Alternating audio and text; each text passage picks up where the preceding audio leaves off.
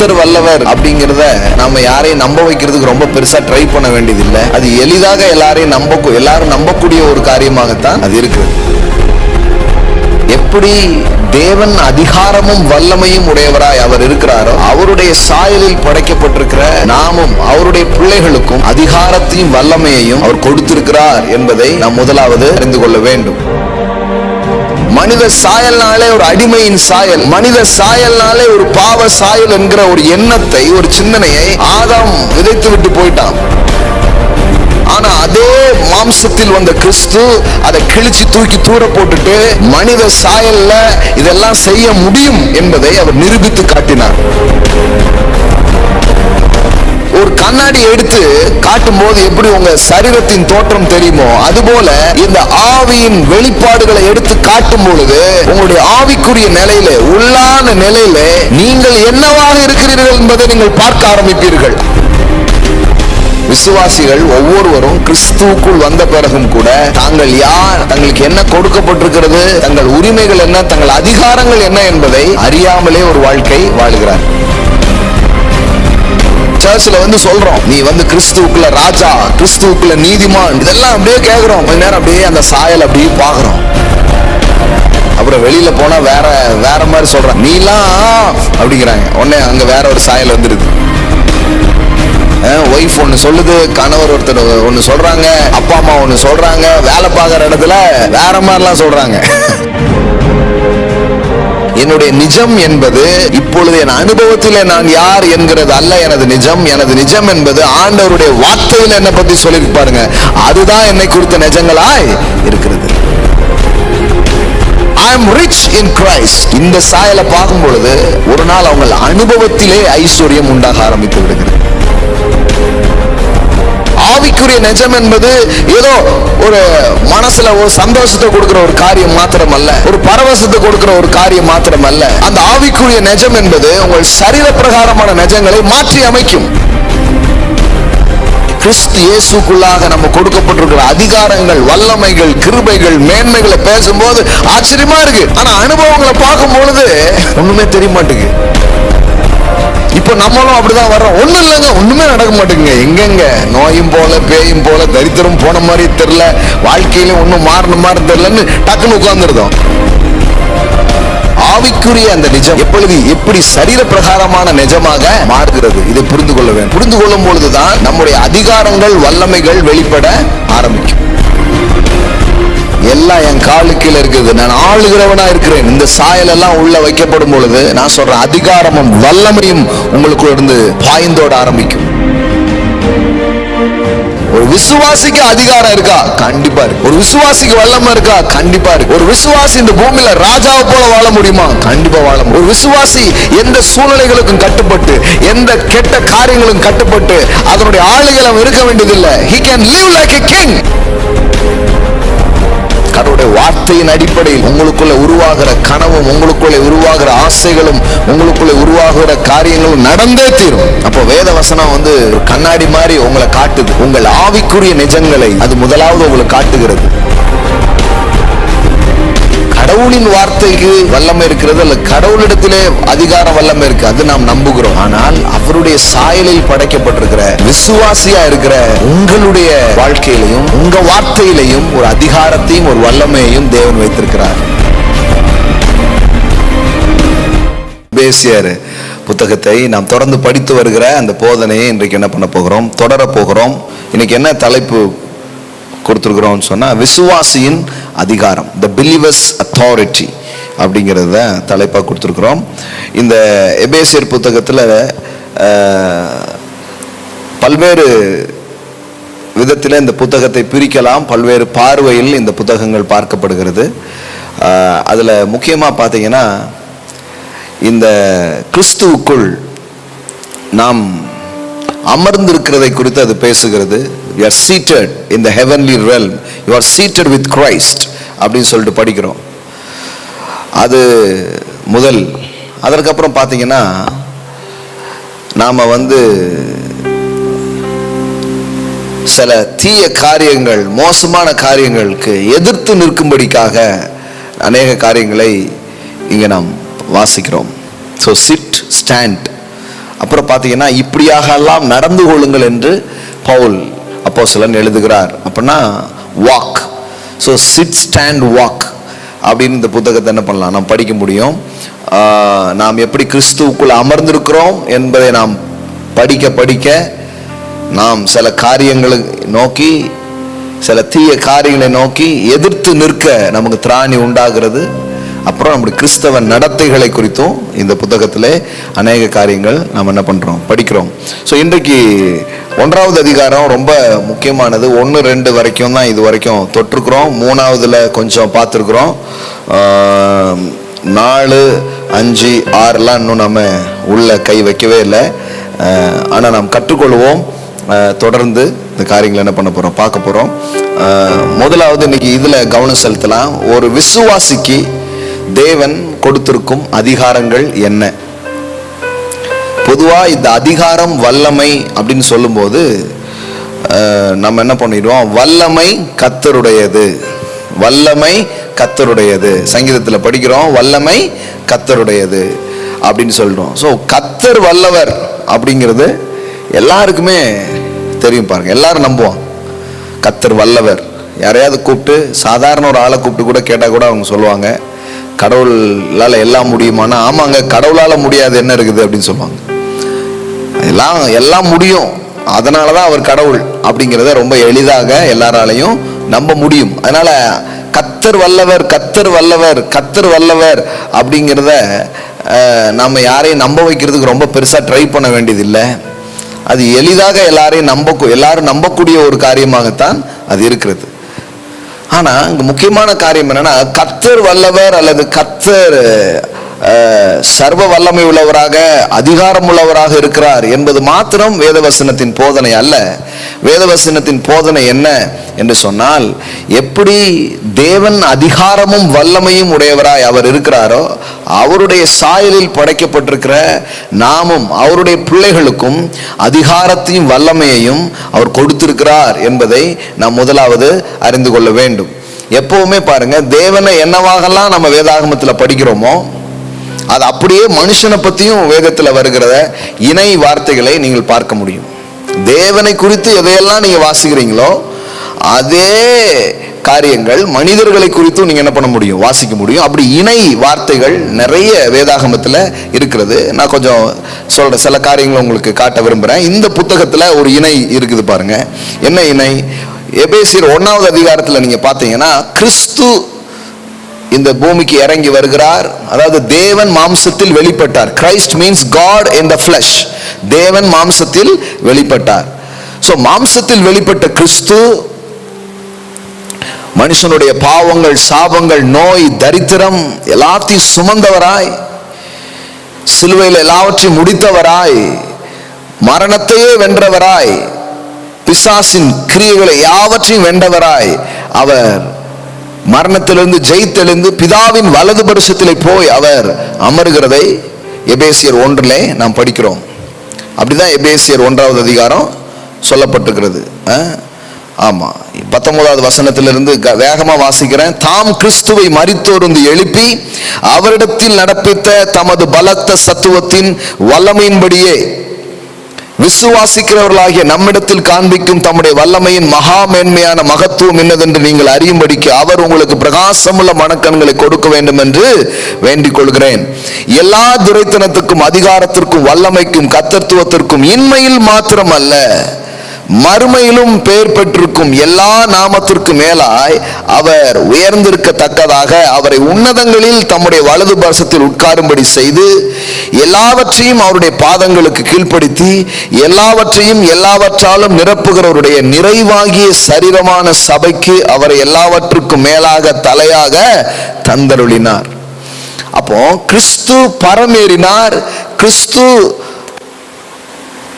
இந்த பூமிக்கு வந்து மனிதனாய் காணப்பட்டு எல்லாவற்றையும் செய்து முடித்து எல்லாத்தையும் வென்று இப்பொழுது தேவனுடைய வலது பரிசத்தில் அவர் அமர்ந்திருக்கிறார். இப்படி கிறிஸ்துவை குறித்து ஒரு உயர்தரமான போற்றுதல், ஒரு உயர்தரமான ஒரு மேன்மையான ஒரு காரியம் 1ஆம் அதிகாரத்திலே பேசப்படுகிறது.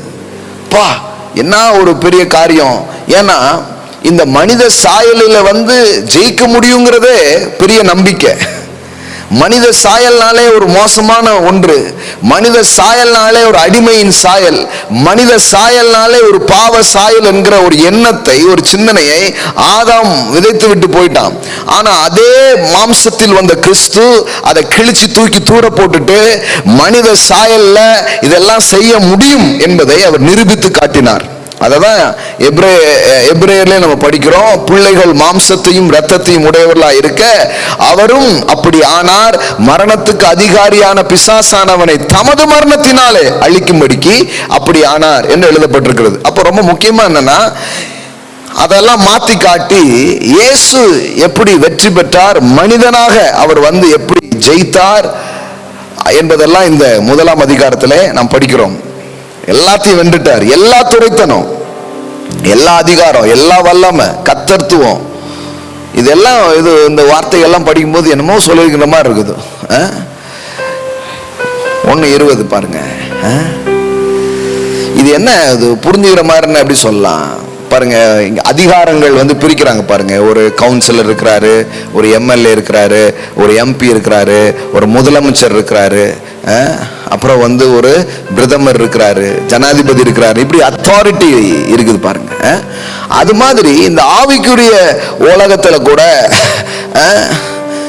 பாருங்க இருக்கிற எல்லா அதிகாரத்திற்கும் மேலாக எல்லா துரைத்தனங்கள், எல்லா நோய், எல்லா சக்திகள், எல்லா கெட்ட வல்லமைகளுக்கு மேலாக அவர் உயர்ந்திருக்கத்தக்கதாய் எல்லாத்தையும் என்ன பண்ணாரு, கீழ்ப்படுத்தி அவர் தேவனுடைய வலது பரிசத்தில் போய் உட்கார்ந்தார் என்பதுதான் இந்த 1ஆம் அதிகாரத்தில் இருக்கிற சத்தியம்.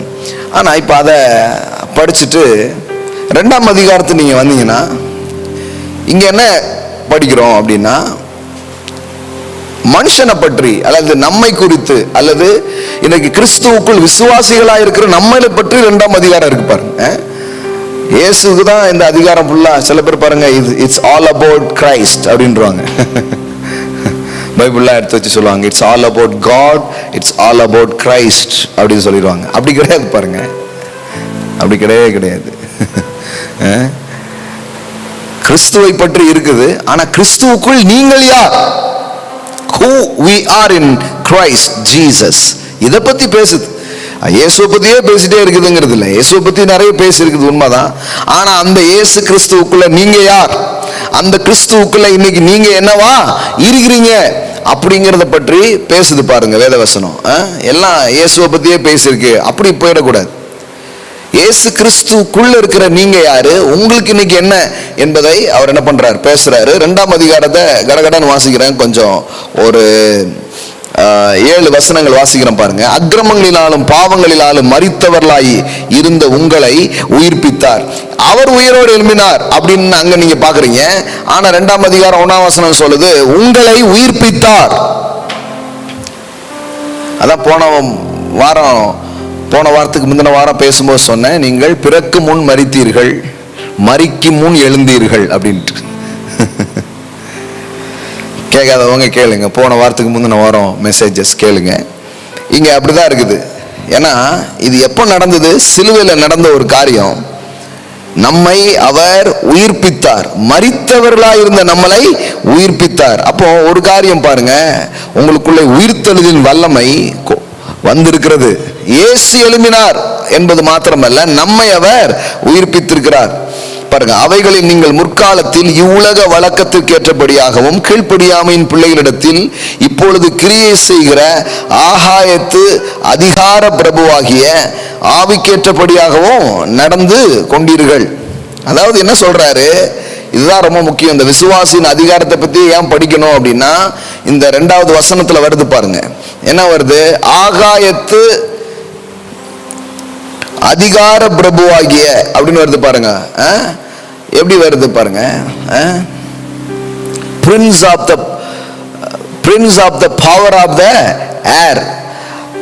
அதாவது இது எப்படின்னா, ஆகாயத்து பிரபு, இது யாரை பத்தி சொல்லுது, பிசாசையும் அவனுடைய காரியங்களை குறித்தும் இது பேசுது பாருங்க.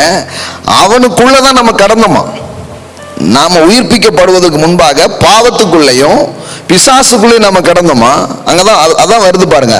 அவைகளில் நீங்கள் முற்காலத்தில் இவ்வுலக வழக்கத்துக்கு ஏற்றபடியாகவும் கீழ்ப்படியாமையின் பிள்ளைகளிடத்தில் இப்பொழுதும் கிரியை செய்கிற, அப்ப இப்பவும் அவன் கிரியை செஞ்சுட்டு இருக்கிறான். ஒரு கூட்ட மக்கள் இடத்துல அவனுடைய கிரியைகள் இப்பொழுதும் நடந்து கொண்டிருக்கிறது.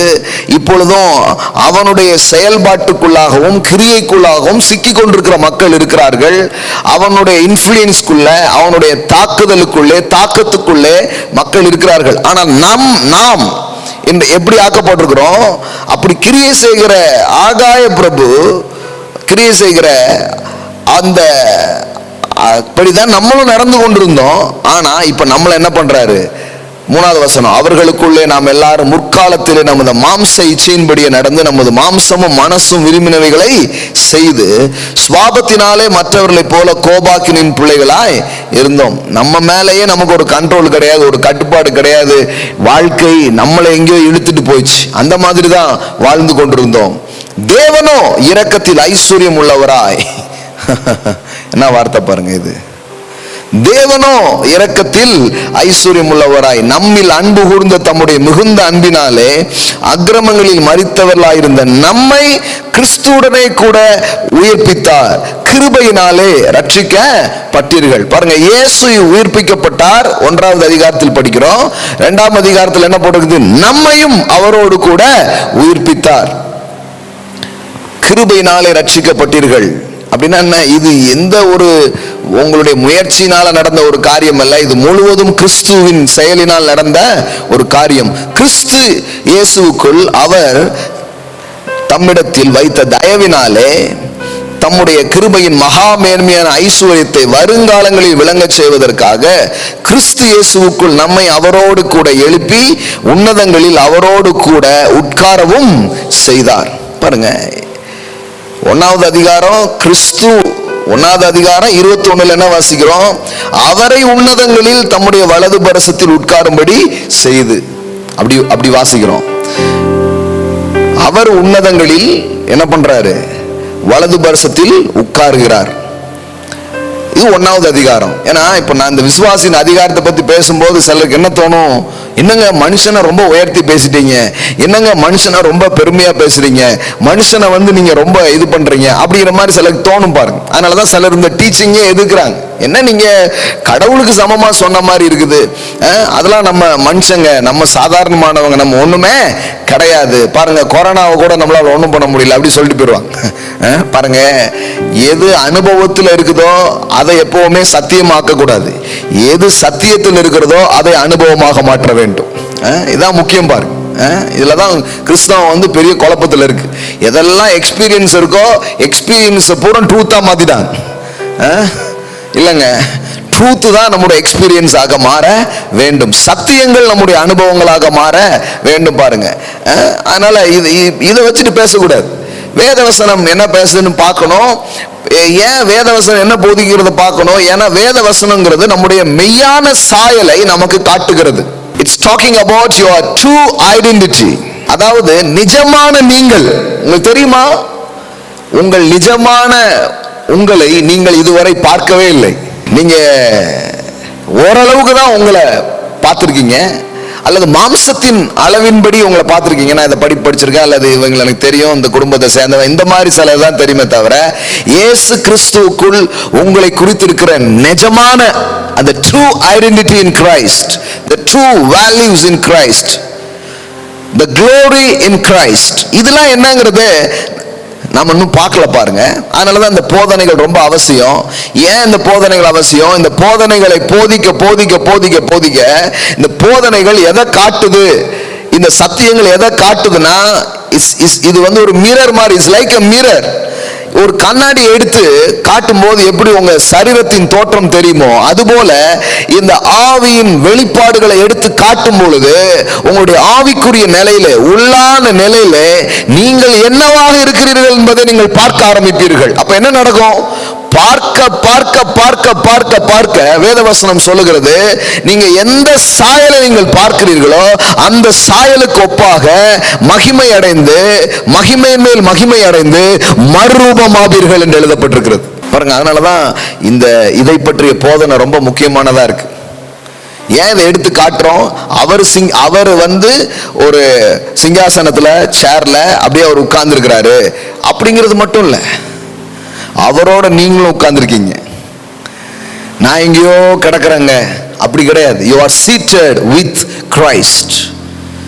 You are seated in the heavenly realm. நான்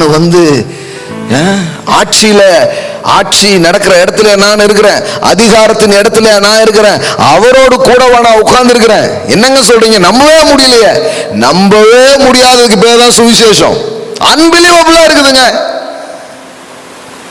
கொஞ்சம் கூட என்னுடைய கற்பனைக்கு எட்டாத ஒரு பெரிய காரியமா இருக்குது. அப்படி பெரிய காரியமா இருந்தாதான் அதுக்கு பேர் சுவிசேஷம். ஏன்னா சுவிசேஷம்னா என்னன்னா, is too good to be true news. சுவிசேஷங்கிறது என்னன்னா, உங்களால நம்ப முடியாத அளவுக்கு இருக்கும் ஒரு நல்ல செய்தி தான் சுவிசேஷம். அதனாலதான் கிரேக்க வார்த்தையில நம்ம படிக்கிறோம், யுகலியோன் அப்படிங்கிற ஒரு வார்த்தை அதற்காக பயன்படுத்துறாங்க. The யுகலியோன் means too good to be true news. நம்பவே முடியாத அளவுக்கு இருக்கும் ஒரு நல்ல செய்தி. அப்ப பாருங்க, அந்த சாயலை நாம் பார்க்க நாம் மறுரூபப்படுகிறோம். இதை கேட்கும் போதே உங்களுக்கு ஆச்சரியமாகும். இயேசு மரித்ததிலிருந்து எழுந்தாரு, சூப்பருங்க. நானும் எழுந்துட்டேன்னா, ஆமா உங்களையும் எழுப்பிட்டார். இன்னும் சொல்ல போனா நீங்க ஏற்கனவே மரணத்தை வென்றிருக்கிறீங்க, ஏற்கனவே பிசாசை வென்றுட்டீங்க, ஏற்கனவே நோயை வென்றுட்டீங்க. You are seated with Christ. அதாவது நாம் ஒன்றை அடைய போராடுகிறோம். வேதவசனம் சொல்லுகிறது, நீங்கள் அதை அடைந்து விட்டீர்கள் என்பதை நீங்கள் அறியீர்களா? ஷேக்லாமா கோராபா ஷாண்டாலாபா ரஹாந்தே. அதனாலதான் எபேசியர் படிச்சீங்கன்னா நீங்க சிலர் வல்லமைக்காக ஜெபம் பண்றதுன்னு படிடுவீங்க.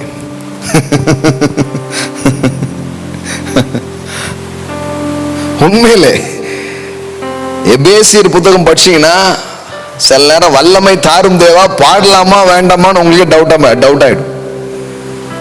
ஏன்னா இங்க என்ன சொல்றாருன்னா, அந்த மகா உன்னதமான வல்லமை உங்களுக்கு கொடுக்கப்பட்டுடுச்சுங்கிறார். இயேசுவை மரித்தோர்ந்து எழுப்பின அந்த ஆவியானவர் இப்ப உங்களுக்குள்ள இருக்கிறாரு. இயேசுவை மரித்தோர்ந்து எழுப்பின அந்த அவரிடத்துல காண்பிச்சாரு, அதே இதை உங்ககிட்டையும் காட்டணும்னு அவரு விரும்புறாரு. அவரை உயிர்ப்பிச்சுட்டாரு, உங்களையும் உயிர்ப்பிச்சுட்டாரு.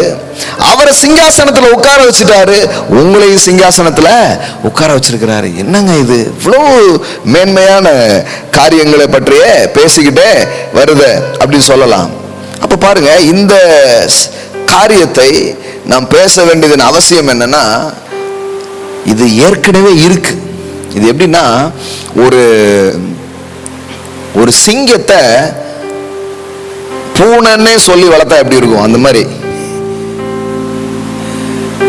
உண்மையிலேயே கண்ணாடியில பார்த்தா தான் தெரியும் அது யாருன்ட்டு. அது மாதிரி விசுவாசிகள் ஒவ்வொருவரும் கிறிஸ்துவுக்குள் வந்த பிறகும் கூட தாங்கள் யார், தங்களுக்கு என்ன கொடுக்கப்பட்டிருக்கிறது, தங்கள் உரிமைகள் என்ன, தங்கள் அதிகாரங்கள் என்ன என்பதை அறியாமலே ஒரு வாழ்க்கை வாழுகிறார்கள். அதனால ஆண்டு சொல்றார், என் ஜனங்கள் அறியாமையினால் சங்காரமாகிறார்கள். அப்போ சில காரியத்தை அறிந்து கொள்ளும் போது மிகப்பெரிய மாற்றங்கள் நடக்க ஆரம்பிக்கும். உங்களுக்கு ஏற்கனவே ஒரு சிங்காசனத்தில் அமர்ந்த நிலையிலே தான் நீங்க இருக்கிறீங்க. உங்க ஸ்பிரிச்சுவல் ஸ்டேட்டஸ் அதுதான் அப்படிங்கிறது நம்பவே முடியாத ஒரு செய்தி. ஆனாலும் வேதவசனம் அதை தான் சொல்லுது.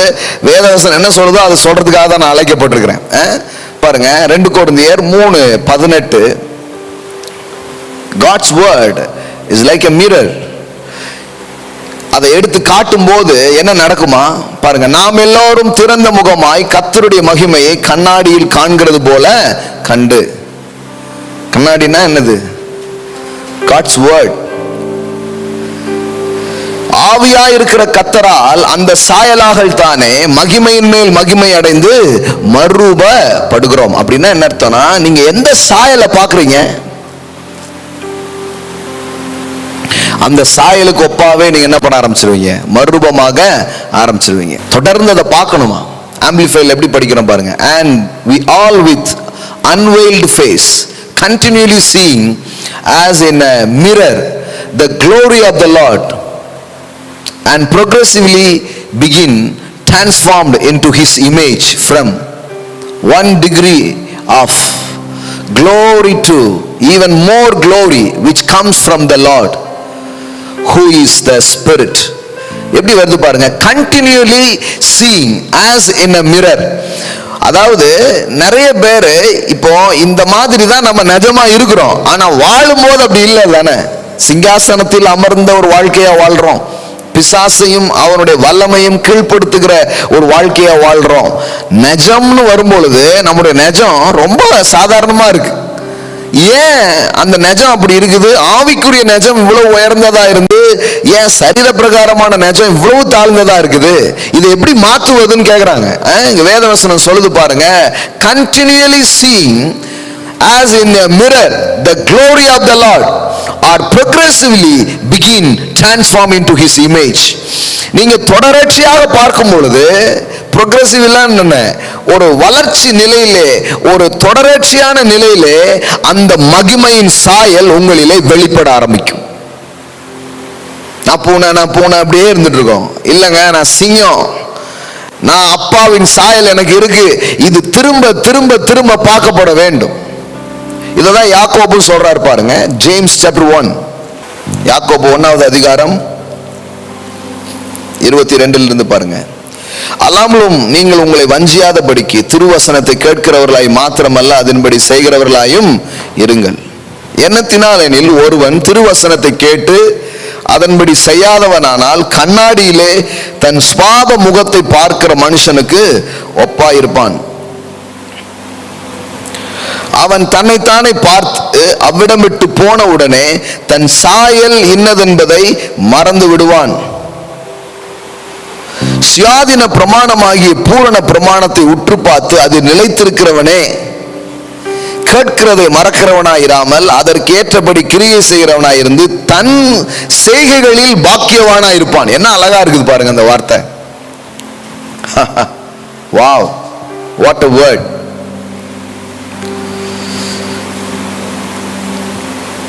நாம எப்பவுமே இப்படி படிச்சுட்டு நீ இருக்கியா இருக்கியா இருக்கியா சரியா சரியா செய்வீர்களா செய்வீர்களா அப்படியே கேட்கிறோம். பார்த்தா யாரும் ஒன்றும் பெருசா செஞ்ச மாதிரி இல்லை. ஆனா இங்க என்ன சொல்றாரு? செய்யறத பத்தியே சொல்லல, பார்க்கறத பத்தி சொல்றாரு. உன்னுடைய சாயல் என்னங்கிறத நீ பார்த்துட்டே இருப்பா. நீ பார்த்துட்டே இருந்தா என்ன நடக்கும்? அந்த சாயலுக்கு ஒப்பா நீ மாறிடுவ. கொரிந்தியர்ல வாசித்த மாதிரி கண்டினியூலி ப்ரோக்ரெசிவ்லி. ஸோ அந்த அந்த இமேஜை பார்த்துட்டே இருந்தா அதுக்கு ஏற்ற மாதிரி என்ன பண்ணிடுவ, மாறிடுவ. ஆனா இங்க பார்க்காததுனால என்ன ஆயிடுது? இல்ல கொஞ்ச நேரம் பார்த்துட்டு அப்புறம் மறந்துடுது. அப்ப சர்ச்சில் வந்து சொல்றோம், நீ வந்து கிறிஸ்துவுக்குள்ள ராஜா, கிறிஸ்துவுக்குள்ள நீதிமான், கிறிஸ்துவுக்குள்ள நீ என்னவா இருக்கிற, இதெல்லாம் அப்படியே கேட்கிறோம். கொஞ்ச நேரம் அப்படியே அந்த சாயல் அப்படியே பார்க்கிறோம் கண்ணாடியில. ரொம்ப நல்லா இருக்குது கேட்கும் போது.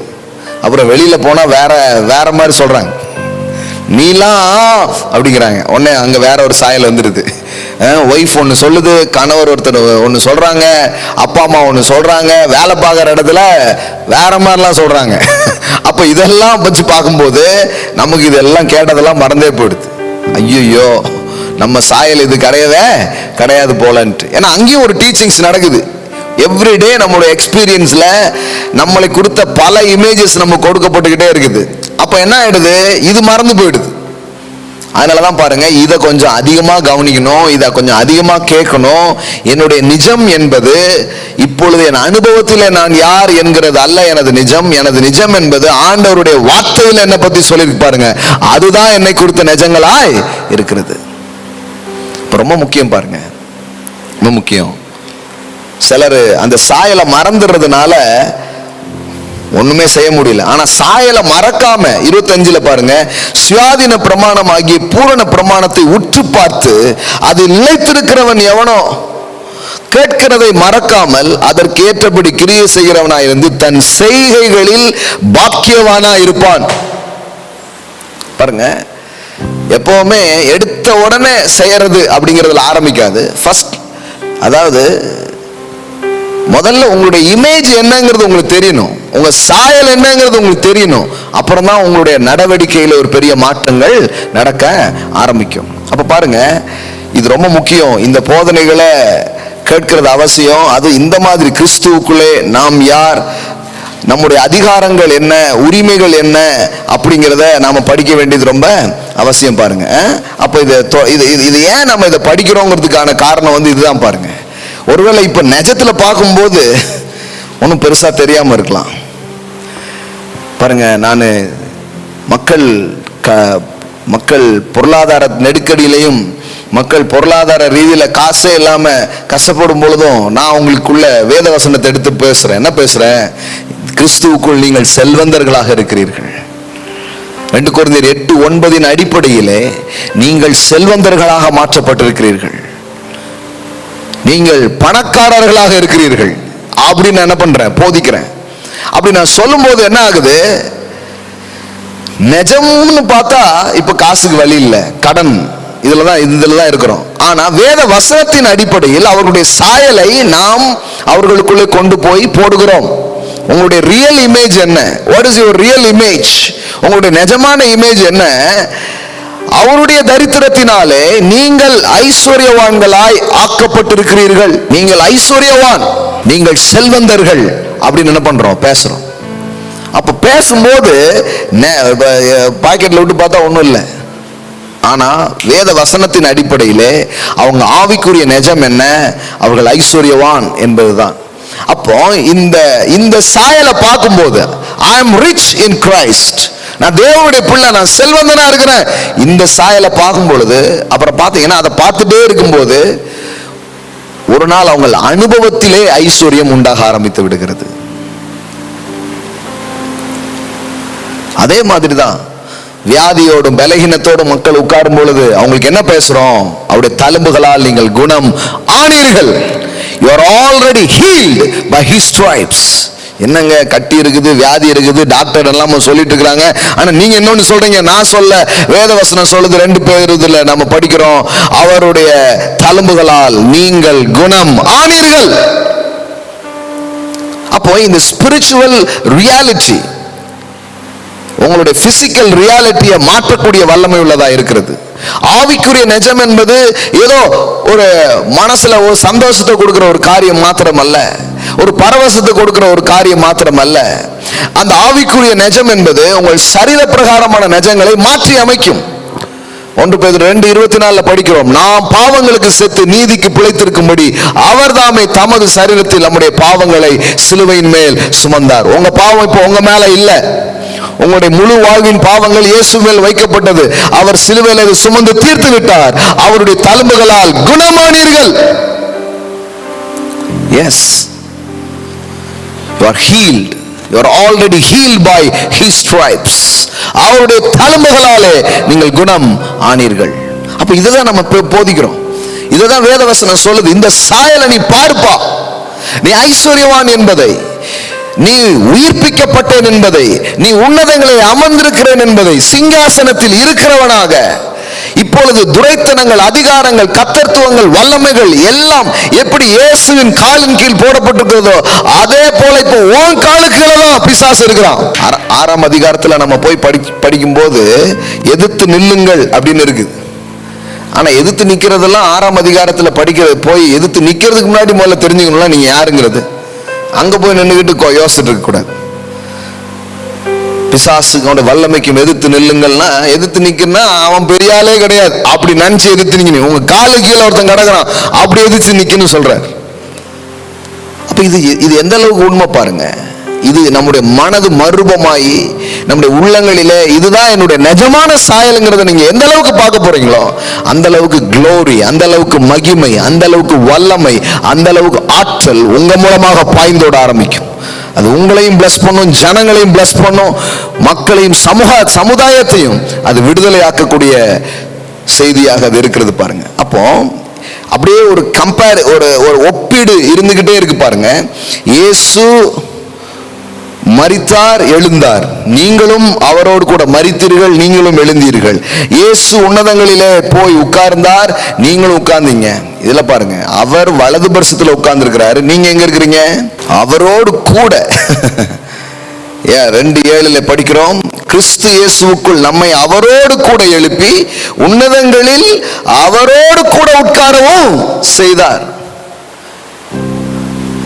நீங்க வேற எங்கேயும் உட்காரல, உங்களை எங்கதான் உட்கார வச்சிருக்கிறாரு? அவரோடு கூட, அவர் பட்சத்திலே, அவருடைய ஸ்தானத்திலே அவர் உங்களை உட்கார வைத்திருக்கிறார். வேதம் இயேசு கிறிஸ்துவுக்கு கொடுத்த அதே ஸ்தானத்தை இன்றைக்கு அவரை விசுவாசித்து ஏற்றுக்கொண்ட பிள்ளைகளுக்கும் கொடுக்கிறது என்பதுதான் நற்செய்தியாக இருக்கிறது. அப்ப கடவுள் வல்லவர், கடவுள் பெரியவர், கடவுள் சக்தி உள்ளவர் என்கிறது மாத்திரமல்ல, அவருடைய சாயலில் படைக்கப்பட்ட மனிதன் சக்தி உள்ளவனாக, ஆற்றல் உள்ளவனாக, வல்லமை உள்ளவனாக, அதிகாரம் உள்ளவனாக அவன் இருக்கிறான். ஆனால் அவன் தேவனோடு இருக்கிற தொடர்பையும் தேவனை குறித்த அறிவையும் இழந்ததுனால அவன் அடிமை மாதிரி ஆயிட்டான். ஆனா மீண்டும் தேவன் தன் குமாரனை அனுப்பி அவனை பாவத்திலும் அக்கிரமங்களிலும் மரித்திருக்கிற அவனை, பிசாசின் வல்லமையிலே அகப்பட்டிருக்கிற ஆகாயத்து பிரபு கிடக்கிற அவனை விடுவித்து அவனை உயிர்ப்பித்து மறுபடியும் அவனை ராஜா மாதிரி சிங்காசனத்துல உட்கார வச்சிருக்கிறாரு. அதுதான் சுவிசேஷம். இப்போ நீ ஆளுகை செய்யலாம், இப்போ நீ அவனை விரட்டலாம், இப்போ நீ அவனை துரத்தலாம், இப்போ அவன் பேரிலே நீங்கள் ஜெயம் எடுக்கலாம். இந்த இமேஜை பார்த்துட்டு தான் இப்ப நம்ம வேலை செய்யறோம். போய் நோயை பார்த்து போ அப்படிங்கிறோம், பேய பார்த்து போ அப்படிங்கிறோம், தரித்திரத்தை பார்த்து போ அப்படிங்கிறோம். மக்கள் வாழ்க்கையில குறைவுகள் தட்டுப்பாடுல இருக்கும்போது அதுக்கு அதை போய் எதிர்த்து நிக்கிறோம். ஏன்னா இப்படிப்பட்ட சாயல் இருக்குது. சில நேரத்துல உடனே நடக்குது, சில நேரம் நடக்க மாட்டேங்குது. உடனே சாயலை போய் மாத்திரக்கூடாது. நான் புலி கிடையாது, பூனை அழிச்சிருங்க அப்படின்னு மாத்திரக்கூடாது. திருப்பியும் போகணும், திருப்பியும் போகணும், திருப்பியும் போகணும். கண்டிப்பா அது வெளிப்பட்டே தீரும். உள்ளுக்குள்ள ஒண்ணு பார்க்கிறான் பாருங்க தீர்க்கதரிசி. ஒரு பெரும் மலை இரைச்சல் சத்தத்தை நான் கேட்கிறேன். உள்ளுக்குள்ள பார்க்கிறார் தீர்க்கதரிசி. வெளியில ஒருத்தனை சொல்றாரு, எப்ப மழை வருது போய் பார்த்துட்டு வா அப்படின்னா, அந்த வேலைக்காரன் பாருங்க அவன் போயிட்டு பார்க்கறான். பார்த்தா மழை வருதா, பங்குனி வெயில் பல்ல காட்டிட்டு இருக்குதுங்கிறான். ஆனா இவரு மழை வருதுங்கிறார். இல்ல அப்படின்ட்டான். திருப்பியும் போய் பாருங்கிறார். திருப்பி போய் பார்க்கறான், திருப்பி போய் பாருங்கிறார், திருப்பி போய் பார்க்கறான். இப்படி 7வது முறை அவன் போய் பார்க்கறான். பார்க்கும்போது அவன் சொல்றான், ஒரு உள்ளங்கை அளவு மேகத்தை நான் பார்க்கிறேன். ஒரு உள்ளங்கை அளவு மேகம் எனக்கு தெரியுது அப்படிங்கிறார். இப்போ முழுசா மழை வரல, ஆனா உள்ளங்கை அளவு தெரியுது. ஆனா உள்ள இருக்கிற இமேஜ் என்ன? The abundance of rain. ஒரு பெரும் மலையின் இரைச்சல் சத்தத்தை நான் கேட்கிறேன் என்று தீர்க்கதரிசி சொல்லிட்டான். ஆனா போய் பார்த்தா அந்த பெருமலையினுடைய இதே இல்ல. 6 முறை பார்த்தா இல்ல. ஆனா 7வது முறை போய் பார்த்த உடனே அங்க என்ன தெரியுது பாருங்க. 1 ராஜாக்கள் 18:44 அந்த சம்பவத்தை படிக்கிறோம். 7ஆம் தரம் இவன் இதோ சமுத்திரத்தில் இருந்து ஒரு மனுஷனுடைய உள்ளங்கை அத்தனை சிறிய மேகம் எழும்புகிறது என்றான். அப்பொழுது அவன், நீ போய் ஆகாப்பை நோக்கி மலை உம்மை தடை செய்யாதபடிக்கு ரதத்தை பூட்டி போய்விடும் என்று சொல் என்றான். அப்ப நீ யோசித்து பாருங்க, நாமளும் உள்ள உன்னை கேட்கிறோம், வேத வசனத்துல உன்னை படிக்கிறோம். நீங்க எழும்பிட்டீங்க, சிங்காசனத்துல உட்கார்ந்து இருக்கிறீங்க, இயேசுவை எழுப்பின ஆவி உள்ள இருக்கிறாரு. நீங்களே செத்ததை எழுப்புவீங்க, சுகப்படுத்துவீங்க, நீங்க இந்த உலகத்தை ஆள போறீங்க, பட்டணத்தை மாத்த போறீங்க. நம்மளும் பேசிட்டே இருக்கிறோம். 6-7 வருஷமா பேசிக்கிட்டே இருக்கிறோம், சொல்லிக்கிட்டே இருக்கிறோம். ஒண்ணுமே நடக்கலன்னு சொல்ல முடியாது. ஏன்னா பேச ஆரம்பிச்ச நாள்ல இருந்து இது வரைக்கும் நான் பார்த்தா, இங்க வந்தவங்களுக்கும் கூட இருந்தவங்களுக்கும் இத தொடர்ந்து கவனிச்சுட்டு இருக்கவங்களுக்கு தெரியும், ஆரம்பிச்ச மாதிரி இப்ப இல்ல. ஒரு பெரிய அளவு மாற்றத்தை பார்க்காட்டினாலும் இந்த பட்டணத்துல இன்னும் எத்தனையோ நாடுகள்ல பகுதிகள்ல இங்கிருந்து ஒரு மலை, இங்கிருந்து ஒரு ஜீவன், இங்கிருந்து ஒரு ஆசீர்வாதம், இங்க எத்தனையோ மக்களுக்கும் சுற்றில் இருக்கிற எத்தனையோ பேருக்கும் போற மாதிரி தான் கர்த்தர் இதை ஆசீர்வதித்திருக்கிறார். அப்போ வேத வசனத்திலே அல்லது ஆவியின் வெளிப்பாட்டிலே பெரும் மலையின் இரைச்சலை கேட்டிருந்தா கூட போய் பார்த்துட்டு வர்றோம். நம்மளும் போய் கை வைக்கிறோம் டெட் பாடி மேல. எலும்புனா எலும்ப மாட்டுக்கு. சில நேரம் இவங்க 2 வாட்டி எழுப்பிட்டு இவங்க படுத்துடுறாங்க, ஒன்னும் எலும்ப மாட்டுக்குங்கன்னு இவங்க படுத்துடுறது. இல்ல இல்ல இல்ல, திருப்பியும் போய் ஜோம் பண்ணுங்க, திருப்பியும் போய் அந்த கேன்சரை பார்த்து பேசுங்க, திருப்பியும் போய் அந்த தரித்திரத்தை பார்த்து பேசுங்க, திருப்பியும் போய் அதை செய்யுங்க. தீர்க்கதரிசி உள்ள பார்த்ததை சொல்ற, இல்லப்பா நான் உள்ள பார்த்தது நிஜம், வெளியில மழை வந்தே தீரும். அது போலதான் பாருங்க, இன்றைக்கு கிறிஸ்து இயேசுக்குள்ளாக நம்ம கொடுக்கப்பட்டிருக்கிற அதிகாரங்கள், வல்லமைகள், கிருபைகள், மேன்மைகளை பேசும்போது ஆச்சரியமா இருக்கு. ஆனா அனுபவங்களை பார்க்கும் பொழுது ஒண்ணுமே தெரிய மாட்டுக்கு. மழையா ஒன்னும் தெரிய மாட்டுக்க, வெயில் தான் அடிக்குது மாதிரி இருக்கு. ஆனா அந்த உள்ள பார்த்த சாயலை தீர்க்கதரிசி மாத்தவே இல்லை. போய்ப்பார், திரும்பவும் போய்ப்பார், திரும்பவும் போய்ப்பாருன்னா போய் போய் போய் 7 தரம் போய் என்ன பண்றான், பார்க்கறான். பாருங்க, தன் ஊழியக்காரனை நோக்கி நீ போய் சமுத்திர முகமாய் பார் என்றான். அவன் போய் பார்த்து ஒன்றுமில்லை என்றான். இப்ப நம்மளும் அப்படிதான் வர்றோம். ஒண்ணும் இல்லைங்க, ஒண்ணுமே நடக்க மாட்டேங்குங்க. எங்கெங்க நோயும் போல, பேயும் போல, தரித்திரம் போன மாதிரி தெரியல, வாழ்க்கையிலும் ஒன்னும் மாறின மாதிரி தெரியலன்னு டக்குன்னு உட்கார்ந்துருந்தோம். ஆனா தீர்க்கதரிசி சொல்றான், நீ இன்னும் 7 தரம் போய் பார்.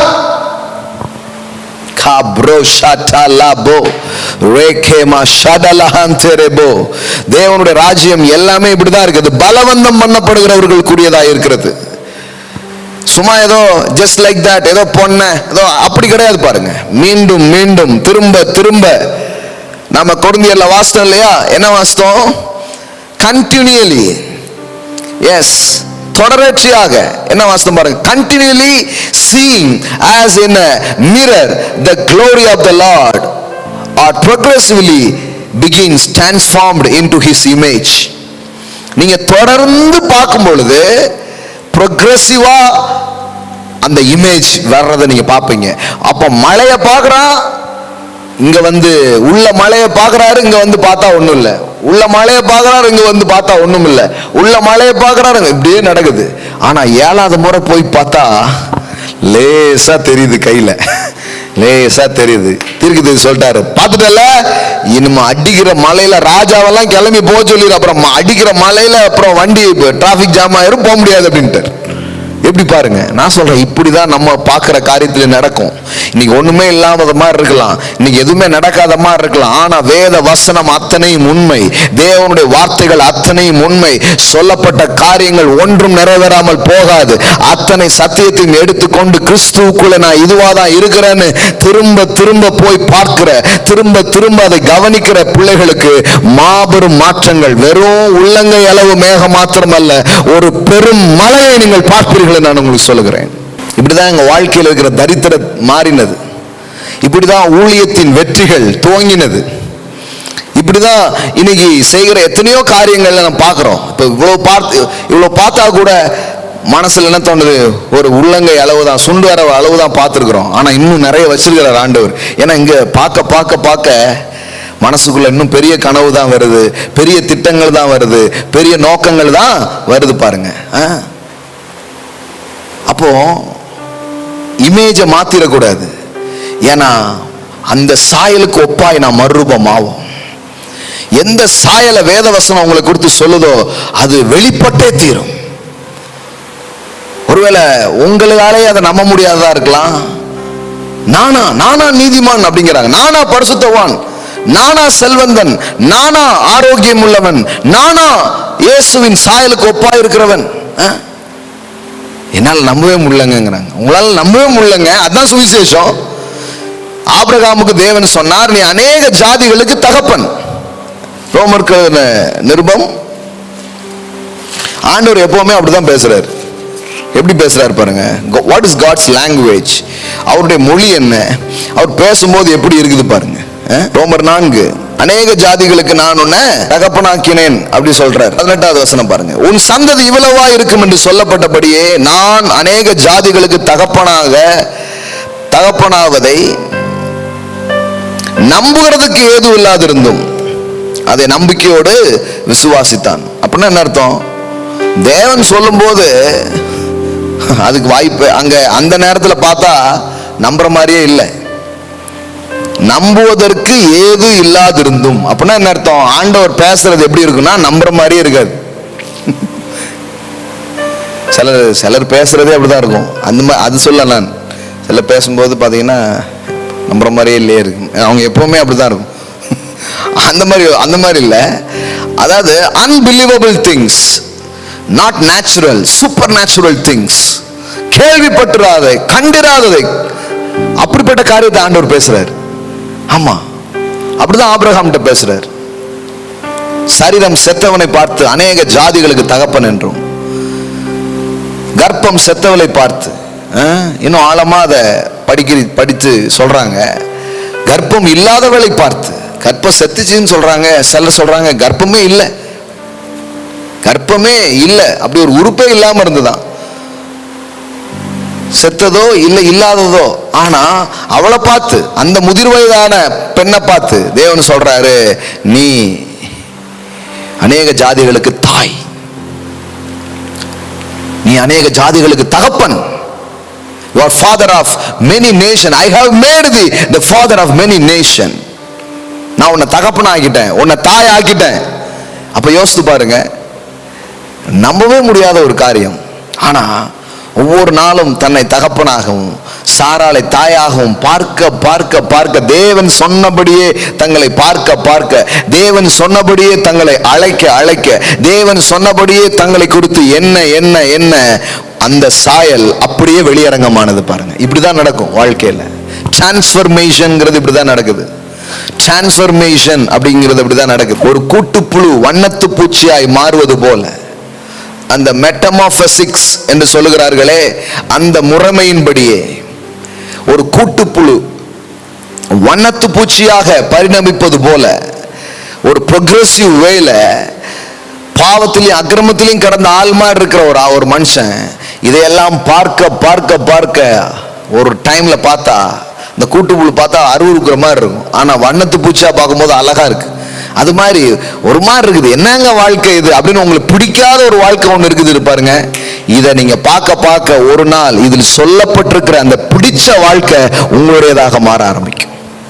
இன்னைக்கு எனக்கு பிடிக்கலங்க வாழ்க்கைன்னு சொல்றீங்களே, அந்த பிடிக்காத அருவருப்பா இருக்கிற அந்த கூட்டுப்புழு போன்ற வாழ்க்கையை எடுத்து போட்டு வண்ணத்து பூச்சியை போன்ற அழகான வாழ்க்கையை உங்களுக்கு தருவதுதான் இயேசு கிறிஸ்துவுக்குள் தேவனுடைய தீர்மானங்களும் திட்டங்களுமா இருக்கிறது. நான் சொல்றேங்க, வாழ்க்கை அழகாக்கப்படும் என்று சொல்லுகிறது. பார்த்துட்டு இருக்கிறவங்களுக்கு நான் சொல்றேன், இன்னைக்கு கேவலமா இருக்குதுங்க, அசிங்கமா இருக்குதுங்க, இன்னைக்கு நல்லாவே இல்லைங்க நீங்க சொல்றவங்க வாழ்க்கை அழகாக மாற ஆரம்பிக்கும். வாவ், வாட் a லைஃப் அப்படி நீங்க சொல்லுவீங்க. அந்த மாதிரி உங்க வாழ்க்கையை அவர் வைப்பார். அதுதான் காரியம். பாருங்க, நம்பவே முடியல, நம்பவே முடியல. Unbelievable things, unbelievable things.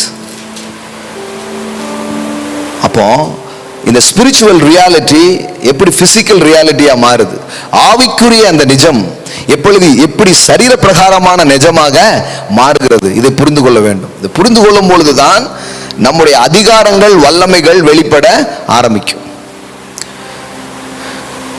கிறிஸ்துவையும் தேவனையும் மாத்திரம் மேன்மையாக பேசாமல், அதை மாத்திரம் மட்டும் நம்ம மேன்மையா பேசிட்டு இல்லாம, நாம நம்மை குறித்து வேதவசனம் மேன்மையாக பேசுகிறது. அந்த ஒப்பீடுகளை வேதத்துல நிறைய நம்ம என்ன பண்றோம், பார்க்கிறோம். பாருங்க, பாட்டு படிக்கிறோம், கர்த்தாவே தேவர்களில் உமக்கு ஒப்பானவர் யார் படிக்கிறோம். ஆனா வேதவசனம் சொல்லுது பாருங்க, ஆண்டவர் சொல்றாரு, இஸ்ரவேலே நீ பாக்கியவான், உனக்கு உபாகமம் 33:29 பாருங்க. நம்ம எல்லாரும் தெரியும், தேவன் ஒப்பில்லாதவர், நிகரற்றவர். நம்ம சொல்றோம், உமக்கொப்பானவர் யார் பாட்டெல்லாம் பாடுறோம்ல. ஆனா உங்களுக்கு தெரியுமா, ஆண்டவர் ஒரு சாங் கம்போஸ் பண்ணியிருக்கிறார் உங்களுக்காக. அவர் ஒரு பாட்டு பாடுறாரு உங்களை பார்த்து. உபாகமம் 33:29, இஸ்ரவேலே, that God chosen people. நீங்க தான் இன்னைக்கு அது. Israel means the chosen people. நீ பாக்கியவான், you are blessed. எப்படி சொல்றாரு பாருங்க, கர்த்தரால் ரட்சிக்கப்பட்ட ஜனமே, உனக்கு ஒப்பானவன் யார். எப்படி போட்டுட்டு பாருங்க, உனக்கு ஒப்பானவன். நம்ம கடவுளை பார்த்து சொல்றோம், கடவுளே உங்களுக்கு ஒப்பில்லாதவர் யார் அப்படின்ட்டு. கடவுள் மனுஷனை பார்த்து சொல்றாரு, அவரால் தெரிந்து கொள்ளப்பட்ட ஜனத்தை பார்த்து சொல்றாரு, உனக்கு ஒப்பானவன் யார். உனக்கு சகாயம் செய்யும் கேடகமும் உனக்கு மகிமை பொருந்திய பட்டயமும் அவரே. உன் சத்துருக்கள் உனக்கு இச்சகம் பேசி அடங்குவார்கள், அவர்கள் மேடுகளை மிதிப்பாய் என்று சொன்னான். என்ன வார்த்தை பாருங்க இது. உமக்கொப்பானவர் யார்? கடவுள் சொல்றார், உனக்கொப்பானவன் யார்? அப்போ தேவனை பற்றி எதெல்லாம் வேதவசனம் பேசிட்டே வருதோ, இன்னொரு சைடு அப்படியே பார்த்தீங்கன்னா அது மனுஷனை பத்தியும் நிஜங்களாக இருக்கிறது. ஏன் அப்படி? ஏன்னா ஆதியாகமம் 1:26 சொல்லுகிறது, பின்பு தேவன் தமது சாயலாகவும் தமது ரூபத்தின்படியேயும் மனிதனை படைத்தார்.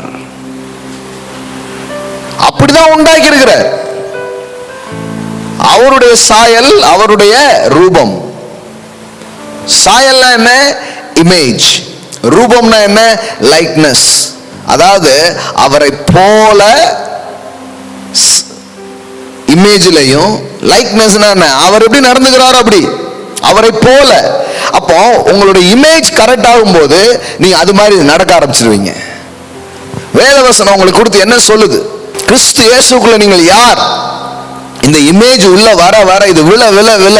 ஏன்னா மனுஷன் எப்படி வாழ்றானா, நீங்க என்னவா இருக்கிறீங்களோ அப்படி வாழ்றது இல்லை. உங்கள் நிஜம் என்னவோ அதில் நீங்கள் வாழ்கிறது இல்லை. நீங்கள் நிஜம் என்று எதை எண்ணினீர்களோ, எதை நம்பினீர்களோ அதில் தான் நீங்கள் வாழ்கிறீர்கள். பாருங்க, நீதிமொழிகள் 23:7 பாருங்க. அவன் இருதயத்தின் நினைவு எப்படியோ அப்படி அவன் இருக்கிறான். எப்படி வருது பாருங்க. For as he thinks in his heart, so is he. அப்படின்னா என்ன அர்த்தம்? As a man thinketh, so is he. James ஆலன்கிறவர் இதை ஒரு புத்தகமாகவே எழுதியிருக்கிறார். As a man thinketh. ஒரு பெரிய மனோவியல் நிபுணர் இந்த வசனத்தை தான் அப்படி வச்சு எழுதியிருக்கிறார். As a man thinketh, so is he. வேதவசனம் அதை பேச பாருங்க. ஒரு மனுஷனுடைய இருதயத்தின் நினைவுகள் எப்படியோ அப்படி அவன் இருக்கிறான். ஏன் அந்த சாயல் வெளியில வரமாட்டுக்கு? ஏன் அந்த abundance of rain மக்கள் பார்க்க மாட்டுக்காங்க? ஏன் அந்த அதிகாரங்களும் அந்த வல்லமைகளும் ஏன் வெளியில வர மாட்டுக்கு? ஏன்னா உள்ளுக்குள்ளே இன்னும் அதை நம்ம பார்க்க ஆரம்பிக்கல, இன்னும் காண வேண்டிய அளவு காண ஆரம்பிக்கல, இன்னும் அறிந்து கொள்ள வேண்டிய பிரகாரம் அறிந்து கொள்ள ஆரம்பிக்கல. அதனாலதான் இது இப்படிப்பட்ட காரியங்களை கேட்கிறது அவசியம். நீ ஒண்ணுமே கிடையாது, நீ ஒரு தூசி, குப்பை, சாம்பல், நீளம், இதே கேட்டு காலங்காலமா வளர்றாங்க. ஏன்னா வேதவசனம் சொல்றது as a man thinketh, so is he. இவ்வளவு நேரம் வாஸ்தவம், இஸ்ரவேலே நீ பாக்கியவான், கடவுளால் ரட்சிக்கப்பட்ட ஜனமே உனக்கு ஒப்பானவன் யார்? இப்படி பேசிட்டே இருக்கிறது கேட்டுக்கிட்டே இருந்தா என்ன ஆகும் நினைக்கிறீங்க? உள்ள வேற மாதிரி சாயல், வேற மாதிரி விதை, வேற மாதிரி இமேஜ். ஏன்னா வார்த்தைகள் வெறும் வார்த்தைகள் அல்ல. the word makes the image, word makes the picture, the picture decide your future. வார்த்தை ஒரு வார்த்தை இல்லைங்க. வார்த்தையை கேட்கும் போதெல்லாம் ஒரு இமேஜ் உள்ள ஃபார்ம் ஆகுது. யாராவது உங்களை தப்பா சொல்றா ஏன் உங்களுக்கு கோவம் வருது? ஏன்னா அது வேற ஒரு இமேஜ் உங்களுக்கு காட்டுது. ஏன்னா வார்த்தை வெறும் வார்த்தையா இல்ல, வார்த்தை உள்ள வரும்போது ஒரு படமாக அது வருகிறது, ஒரு இமேஜா அது உள்ள விழுது. அப்ப பாருங்க, எபேசியர் புத்தகத்தில் சொல்லப்பட்டது போல உன்னதத்தில் நான் அமர்ந்திருக்கிறேன், கிறிஸ்துவோடு அமர்ந்திருக்கிறேன், எல்லாம் என் காலு கீழே இருக்குது, நான் ஆளுகிறவனா இருக்கிறேன். இந்த சாயல் எல்லாம் உள்ள வைக்கப்படும் பொழுது நான் சொல்றேன், அதிகாரமும் வல்லமையும் உங்களுக்கு இருந்து பாய்ந்தோட ஆரம்பிக்கும். As a man thinketh, so is he. ஆனா இப்படி ஒரு மனுஷன் என்றது ரொம்ப அவசியம். ஆனா இப்படி எண்ணக்கூடிய வேதவசனத்தை உள்ள வைக்கணும், அப்படிப்பட்ட போதனைகளை கேட்கணும். அப்படி தொடர்ந்து சில காரியத்தை கேட்டு பாருங்க. கொரிந்தியர்ல வாசித்த மாதிரி கண்டினியூஸ்லி, தொடர்ச்சியாக continually seeing as in a mirror the glory of the Lord are progressively begin transformed into his image. Continually and progressively,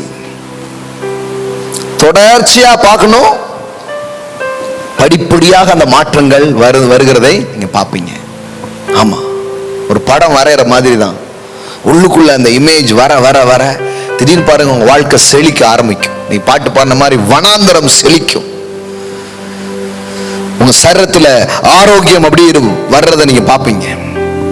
உன் சுக வாழ்வு சீக்கிரத்திலே துளிர்க்கும் எழுதியிருக்கிறத அதெல்லாம் நடக்க ஆரம்பிக்கும். உன் கை வாரி இறைத்தான், ஏழைகளுக்கு கொடுத்தான், இதெல்லாம் படிக்கிறீங்க, உள்ள வைக்கிறீங்க, ஒரு நாள் அப்படியே நடக்கும். ஏன்னா என் வாழ்க்கையில அதை அனுபவிச்சிருக்கேங்க. என் கையில காசு இல்லாத நாட்கள், என் கையில எதுவும் இல்லாத நேரத்துல இந்த வேத வசனத்தை நான் எடுத்திருக்கிறேன். என் கை வாரி இறைக்கும். பாருங்க, எந்த சாயலை நான் வசனத்திலிருந்து நான் பார்த்தனோ, நீ அந்த சாயலை என் வாழ்க்கையில நிஜமா இருக்கிறத நான் பார்க்கிறேன். எத்தனையோ பேருக்கு வேலைகளை கொடுக்க, எத்தனையோ பேருக்கு உதவிகள் செய்ய, எத்தனையோ நன்மைகளை செய்ய, தேவனுடைய நோக்கங்களை நிறைவேற்ற இன்னைக்கு அந்த வார்த்தைகள் எல்லாம் நிஜங்களாய் மாறி இருக்கிறது. நான் சொல்றேன், இதே தான் உங்க வாழ்க்கையில நடக்கும். நான் இன்னும் விடல, இன்னும் நிறைய இருக்குது.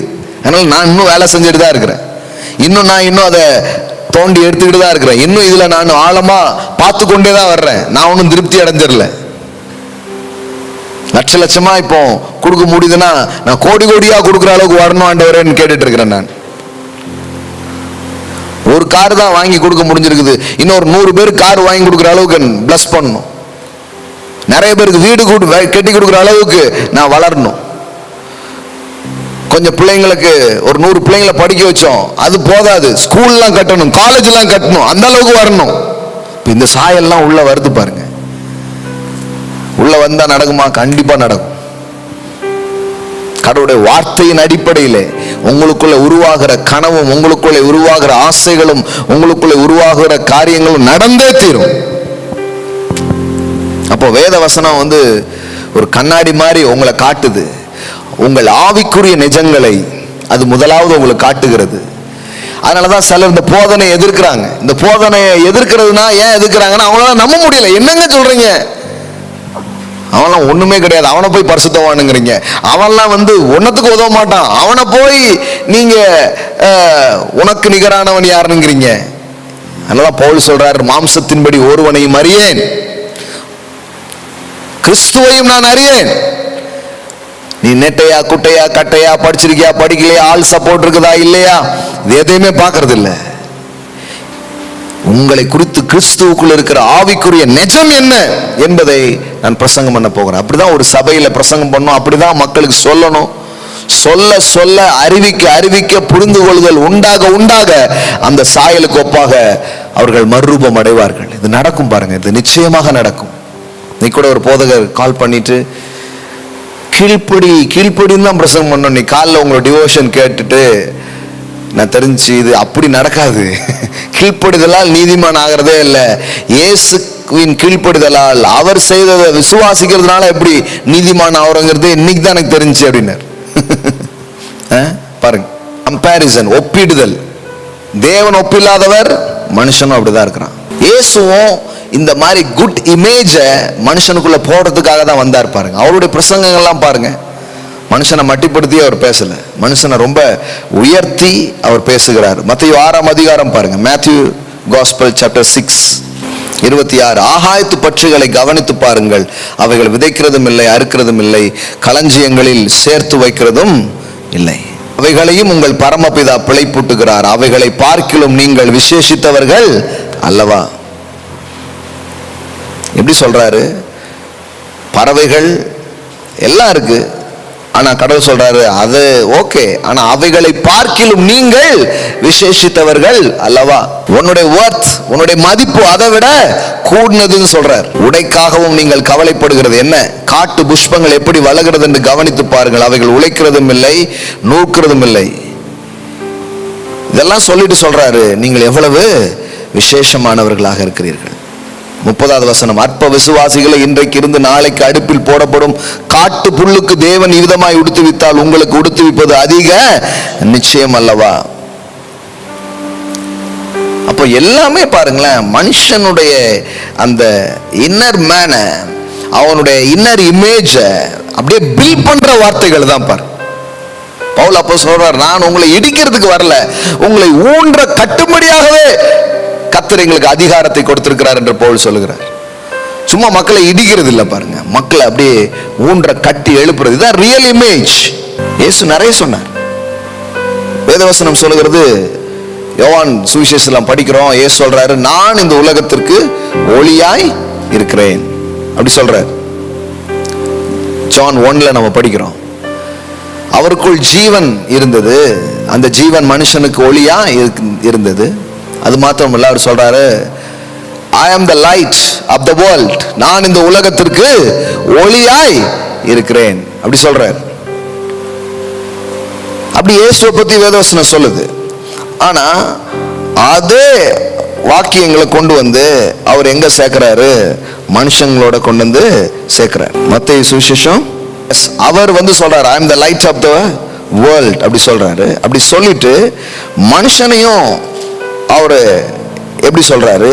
நீங்கள் இந்த உலகத்திற்கு வெளிச்சமா இருக்கிறீர்கள், இந்த உலகத்திற்கு உப்பாய் இருக்கிறீர்கள். You are the salt of the earth, you are the light of the world அப்படிங்கிறார் பாருங்க.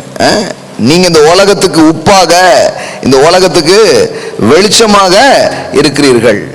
5:14 எஸ் மத்தேயு 5:14 நீங்கள் உலகத்துக்கு வெளிச்சமாய் இருக்கிறீர்கள். அவரு ஒளியா இருக்கிறார்னு சொல்லிட்டு அவர் மட்டும் ஒளியா இருக்கிறார்னு வேதவசனம் சொல்லல. அவர் ஒளி அப்படின்னு சொன்ன அதே வேதவசனம் உங்களை பார்த்து சொல்லுது you are the light of the world. அப்ப எப்படி பாருங்க, அதே தான் சொல்லுது. அவர் ஒப்பில்லாதவர், அதே தான் சொல்லுது. அவர் சிங்காசனத்தில் உட்கார்ந்து இருக்கிறார், உங்களையும் உட்கார வச்சிருக்கிறார். இயேசு அற்புத அடையாளங்கள் எல்லாம் செய்தார், செஞ்சுட்டு சொல்றாரு என்னை விசுவாசிக்கிறவன் நான் செய்த கிரியைகளை தானும் செய்வான், அவைகளை பார்க்கிலும் மேலானவைகளை செய்வான் அப்படிங்கிறார். அது எப்படி அப்படி சொல்லலாம்? நான் இயேசு நான் செய்தேன், நீ என்னத்தப்பா, நீ ஒரு மனுஷன், பாவ மனுஷன், உனக்கு என்ன பண்ண முடியும் அப்படிதானே சொல்லணும்.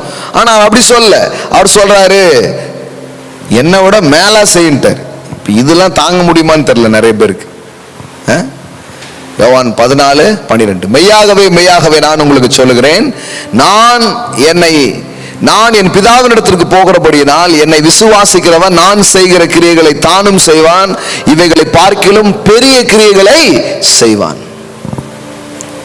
எஸ், அவர் செஞ்சதில்லை, அவர் சொல்றாரு will also do the things that I do. And he will do even greater things than those, because I am going to the Father.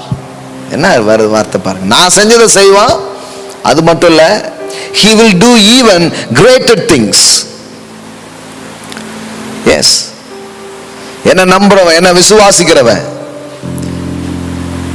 yes, anyone who believe in me will also do the things that I do, and he will do even greater things. நான் செஞ்சது மட்டும் இல்லப்பா, என்னை விட பெருசா செய்வோம் அப்படிங்கிற இந்த மனசு யாருக்கு வரும்னு தெரியல.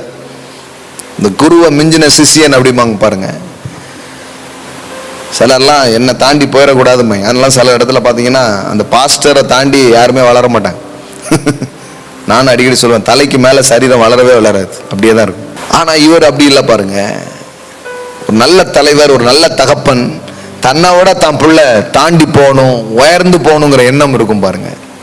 they are good leader, good father. the father's heart உள்ள ஒரு தலைமையின் கீழ் இருப்பீங்கன்னா, ஒரு தலைவர் உங்களுக்கு இருப்பாருன்னா, அவர் உங்களை உயர்த்தி நீங்க பெருசா செய்யறத பார்த்து சந்தோஷப்படுவார், பாராட்டுவார். ஆமா, இல்லைன்னா தம்பி நீங்க ஏதாவது பண்ணிட்டீங்கன்னா நீ என்ன விட ரொம்ப ஓவரா போற, உட்காந்துக்கோன்னு உட்கார வச்சுருவேன். ஆனா இங்க இயேசுக்கு என்ன மாதிரி ஒரு இருதயம்னா, நான் செஞ்சதையும் நீ செய்வ, என்ன விட, இது நம்பவே முடியாதா இருக்குதுல்ல. and he will do even greater things than, yes, என்ன விட, in extent and outreach. நான் பண்ணதெல்லாம் அவன் பண்ணுவான் அப்படி சொன்னாலே அது ரொம்ப பெருசு. இயேசு பண்ணதை பண்ணாலே பெரிய விஷயம்.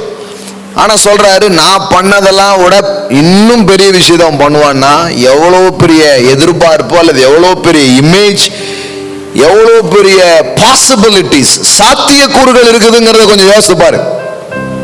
இதெல்லாம் சும்மா ஒரு வசனத்துல எடுத்துட்டு அப்படிலாம் பேசுறதுல பாருங்க, இன்னும் நூற்றுக்கணக்கான வசனங்களை நான் எடுத்து உங்களுக்கு காட்ட முடியும். ஒரு விசுவாசிக்கு அதிகாரம் இருக்கா? கண்டிப்பா இருக்கு. ஒரு விசுவாசிக்கு வல்லமை இருக்கா? கண்டிப்பா இருக்கு.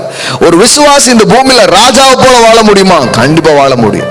ஒரு விசுவாசி எந்த சூழ்நிலைகளுக்கும் கட்டுப்பட்டு, எந்த கெட்ட காரியங்களுக்கும் கட்டுப்பட்டு அதனுடைய ஆளுகள் அவன் இருக்க வேண்டியதில்லை. He can live like a king. எவ்வளவு பாசிபிலிட்டிஸ் இருக்குது பாருங்க. அது எல்லாத்தையுமே இங்க சொல்றாரு. நீ வெளிச்சம், நீனும் வெளிச்சம் தான்ப்பா. அவர் வல்லவர், நீனும் வல்லவன் தான்ப்பா. நான் அற்புதங்களை செஞ்சேன், நீனும் செய்ப்பா. நான் கடல் மேல் நடந்தேன். பேதுரு கேக்குறான், ஆண்டவரே நான் வரலாமா? நீ எல்லாம் வர முடியாதுடா. நீ யாரு? சாதாரண ஒரு டிசைபிள்ஸ், உனக்கு அதுக்கு வாய்ப்பே கிடையாது. நான் தேவகுமாரன், நான் நடந்தேன். அப்படி சொல்லி இருந்திருக்கலாம். அவர் அப்படி சொல்ல பாருங்க. சொல்றார், கம், வா.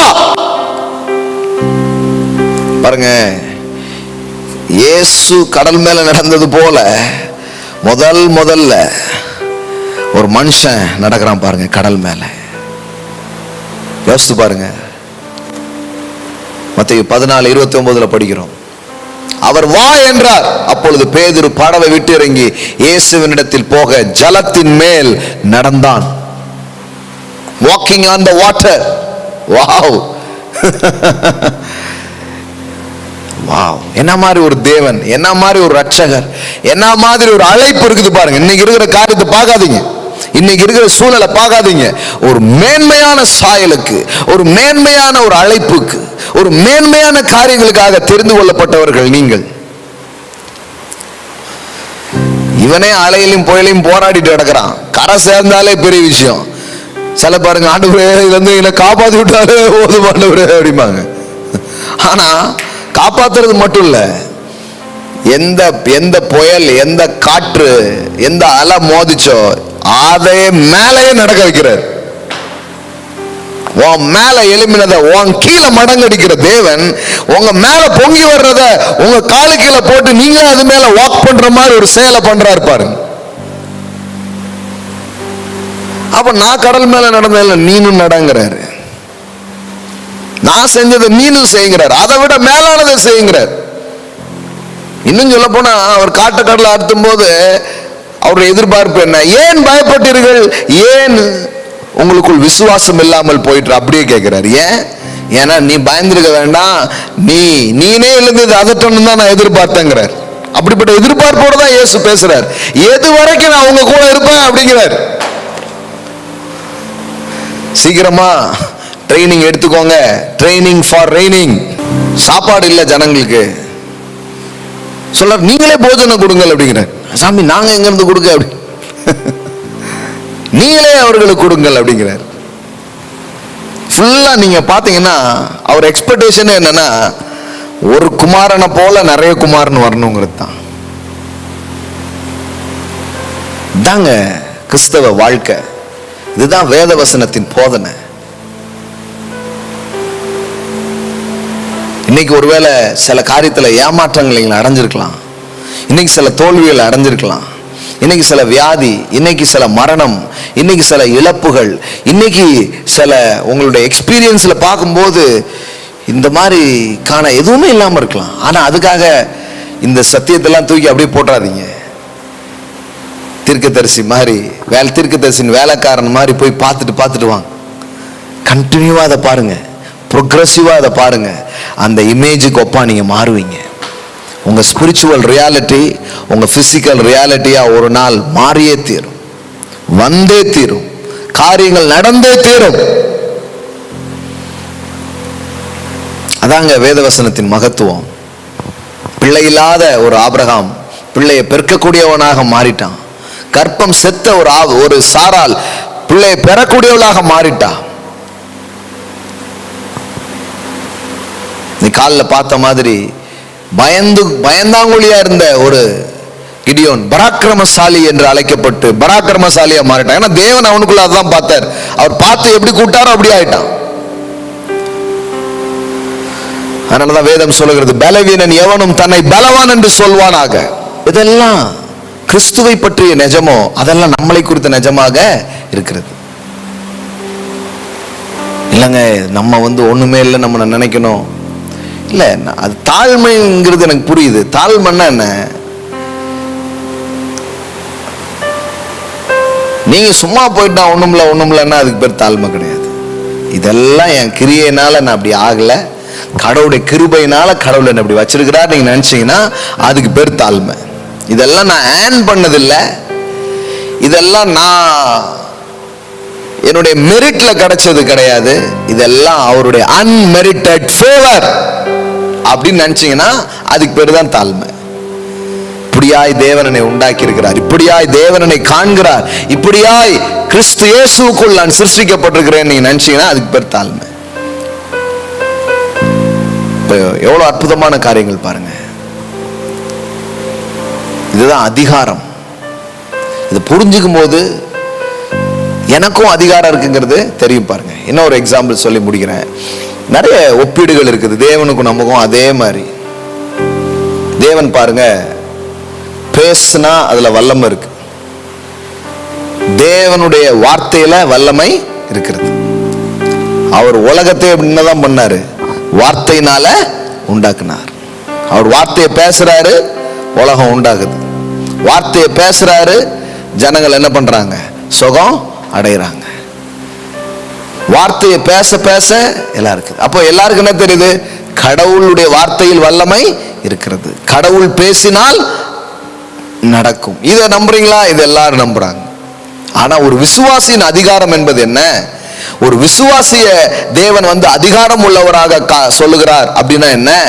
தேவன் அப்படி இருக்கிறார் என்பதை மாத்திரமல்ல, அவருடைய சாயலில் படைக்கப்பட்டிருக்கிற உங்களுக்கும் எனக்கும் இன்றைக்கு அதே காரியம் நடைபெறுகிறது அப்படிங்கிறத இயேசு சொல்றார் பாருங்க. மார்க் 11:23, மார்க் 11:23 எவனாகிலும் இந்த மலையை பார்த்து நீ பெயர்ந்து சமுத்திரத்திலே தள்ளுண்டு போ என்று சொல்லி தான் சொன்னபடியே நடக்கும் என்று தன் இருதயத்தில் சந்தேகப்படாமல் விசுவாசித்தால் அவன் சொன்னபடியே ஆகும் என்று மெய்யாகவே உங்களுக்கு சொல்லுகிறேன். பாருங்க, இங்க மனிதனின் வார்த்தைகளுக்கு அல்லது ஒரு விசுவாசியின் வார்த்தைகளுக்கு வலிமை இருப்பதை வேதவசனம் போதிக்கிறது. அந்த அந்த அந்த அதிகாரத்தின் துவக்கத்தில் நீங்க பாத்தீங்கன்னா, இயேசு பசியா இருக்கிறாரு, ஒரு அத்திமரம் ஒன்றுல போய் பழம் சாப்பிட்றதுக்காக போறாரு. அங்க இலைகள் மட்டும்தான் இருக்குது, பழங்கள் இல்லை. என்ன பண்றாரு? அந்த அத்திமரத்தை பார்த்து இப்படி பேசுறாரு, இனி ஒருவனும் ஒரு காலும் உன்னிடத்தில் கனியை புசியாதிருக்க கடவன், அப்படி பேசிட்டு போயிட்டார். ஸோ சீசர்கள்லாம் அதை பார்க்குறாங்க.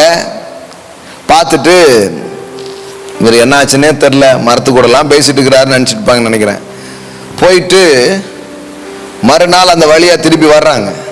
திருப்பி வந்து பார்த்தா அங்கே என்ன இருக்குது? 11:21 பாருங்க. மறுநாள் காலையில் அவர்கள் அவ்விடத்தில் வழியாய் போகும்போது அந்த அத்திமரம் வேரோடு பட்டு போயிருக்கிறதை கண்டார்கள். பேதுரு நினைவு கூர்ந்து அவர் நோக்கி, ரபி, இதோ நீர் சபித்த அத்திமரம் பட்டு போயிற்று என்றான். பாருங்க, இயேசு வார்த்தையை பேசினாரு, அந்த மரம் பட்டு போயிடுச்சு.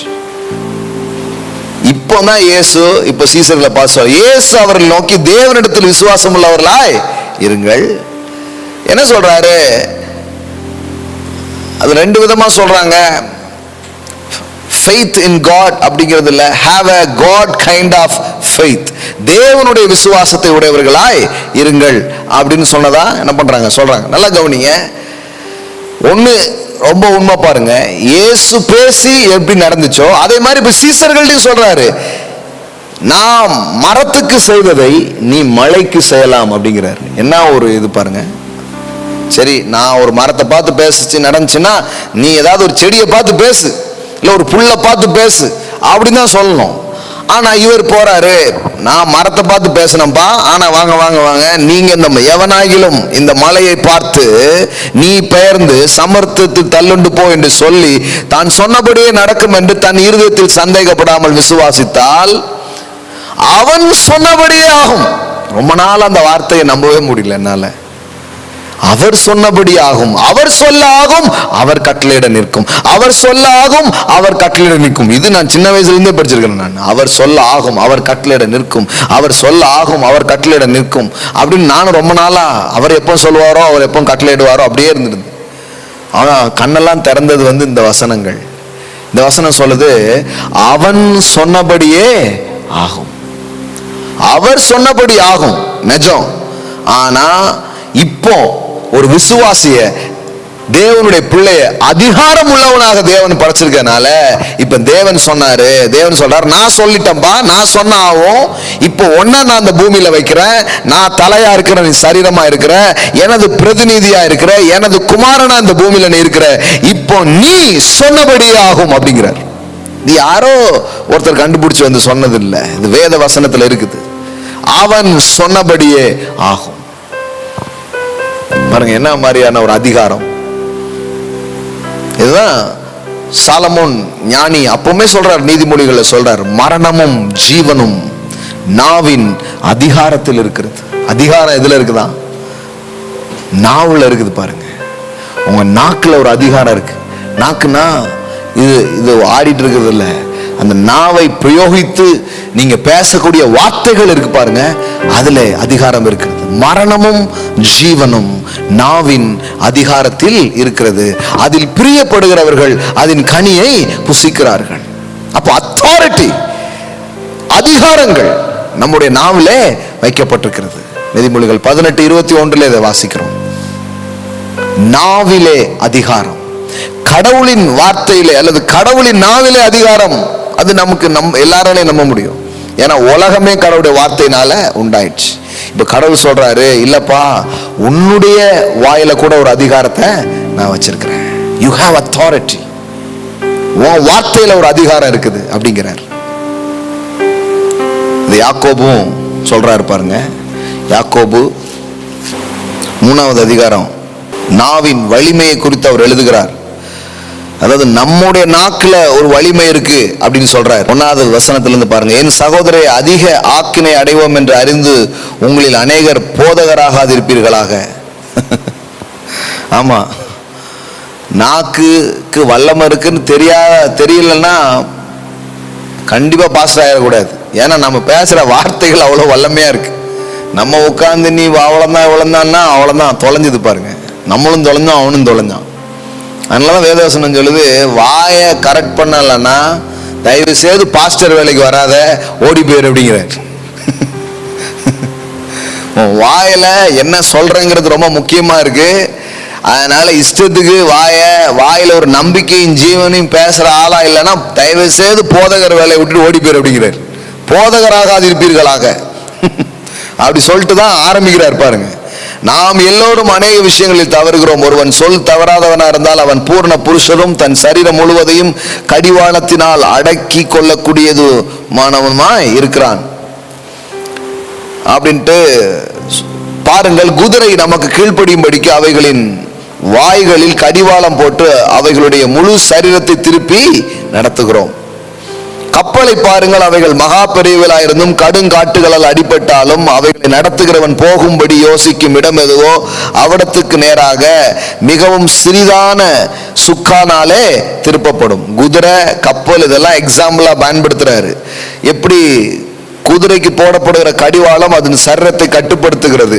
எது கப்பல்ல இருக்கக்கூடிய அந்த சுக்கான் எப்படி அந்த அந்த கப்பலையே அது என்ன பண்ணுது, திருப்புகிறது. ஒரு கார்ல இருக்கிற அந்த ஸ்டீரிங் எப்படி, அந்த கார் பெருசா இருந்தாலும் அந்த ஸ்டீரிங்கை திருப்பும் போது கார் திரும்புற மாதிரி, கார் பெருசா இருக்கலாம் ஆனா ஸ்டீரிங் திருப்பினாலே கார் திரும்புது. அது போல அப்படி சொல்லிட்டு வராரு. சொல்லிட்டு வந்துட்டு என்ன சொல்றாரு, அப்படியே நாவானதும் சிறியாவுமா இருந்தோம் அப்படின்னா என்ன சொல்றாரு, உன் வாழ்க்கைக்கான ஸ்டீரிங் ஒன்னு இருக்கு தெரியுமா அப்படிங்கிறாரு. நிறைய பேர் தெரியல பாருங்க. அது உன் நாக்குங்கிறார். உன் நாக்கு தான் உன் வாழ்க்கைக்கான ஸ்டீரிங்.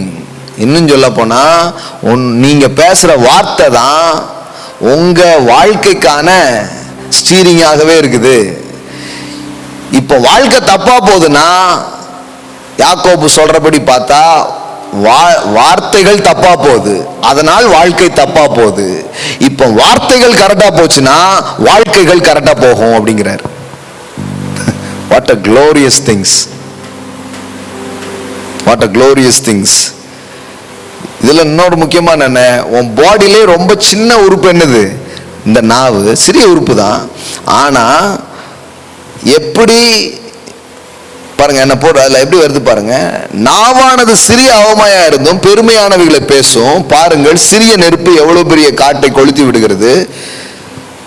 நாவும் நெருப்பு தான், அது அநீதி நிறைந்த உலகம். நம்முடைய அவயங்களின் நாவானது முழு சரீரத்தையும் கரைப்படுத்தி ஆயுள் சக்கரத்தை கொளுத்தி விடுகிறதாயும் இருக்கிறது. அப்படின்னா என்னன்னா, ஒரு மனுஷனுடைய நாவுங்கிறது அவனுடைய வாழ்க்கையின் ஆயுளை தீர்மானிக்கும் வலிமை அந்த நாக்குக்கு இருக்கான். இந்த நாக்குல அவிசுவாசமான வார்த்தைகளையும் பயத்தின் வார்த்தைகளையும் தேவையில்லாத வார்த்தைகளையும் பேசும்போது அவனுடைய ஆயுள் சக்கரத்தை, அதாவது அவனுடைய வாழ்க்கை நாட்கள் இருக்கிறத அதை கொளுத்திடுறான் இருக்குதான்.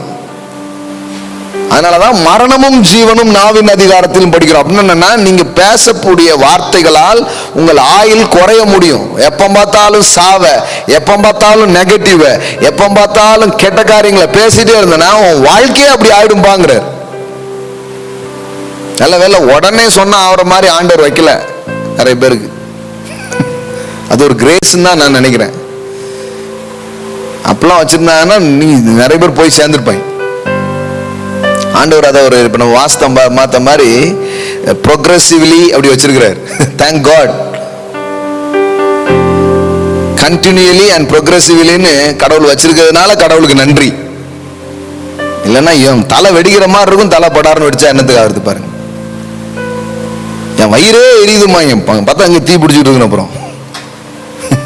So thank God for the progress way. கடவுள் சில காரியத்தை அப்படி வச்சிருக்கிறார். ஸோ அதுக்கு நன்றி சொல்லணும் பாருங்க உண்மையிலே.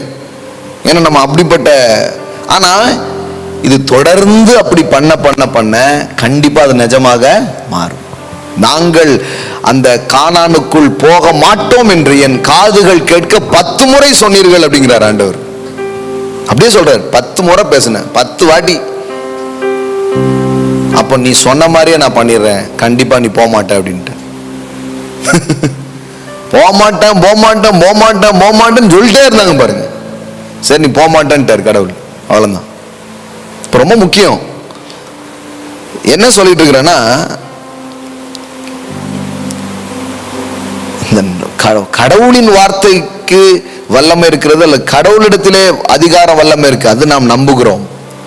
ஆனால் அவருடைய சாயலில் படைக்கப்பட்டிருக்கிற விசுவாசியா இருக்கிற உங்களுடைய வாழ்க்கையிலையும் உங்க வார்த்தையிலையும் ஒரு அதிகாரத்தையும் ஒரு வல்லமையையும் தேவன் வைத்திருக்கிறார். தான் முக்கியம்.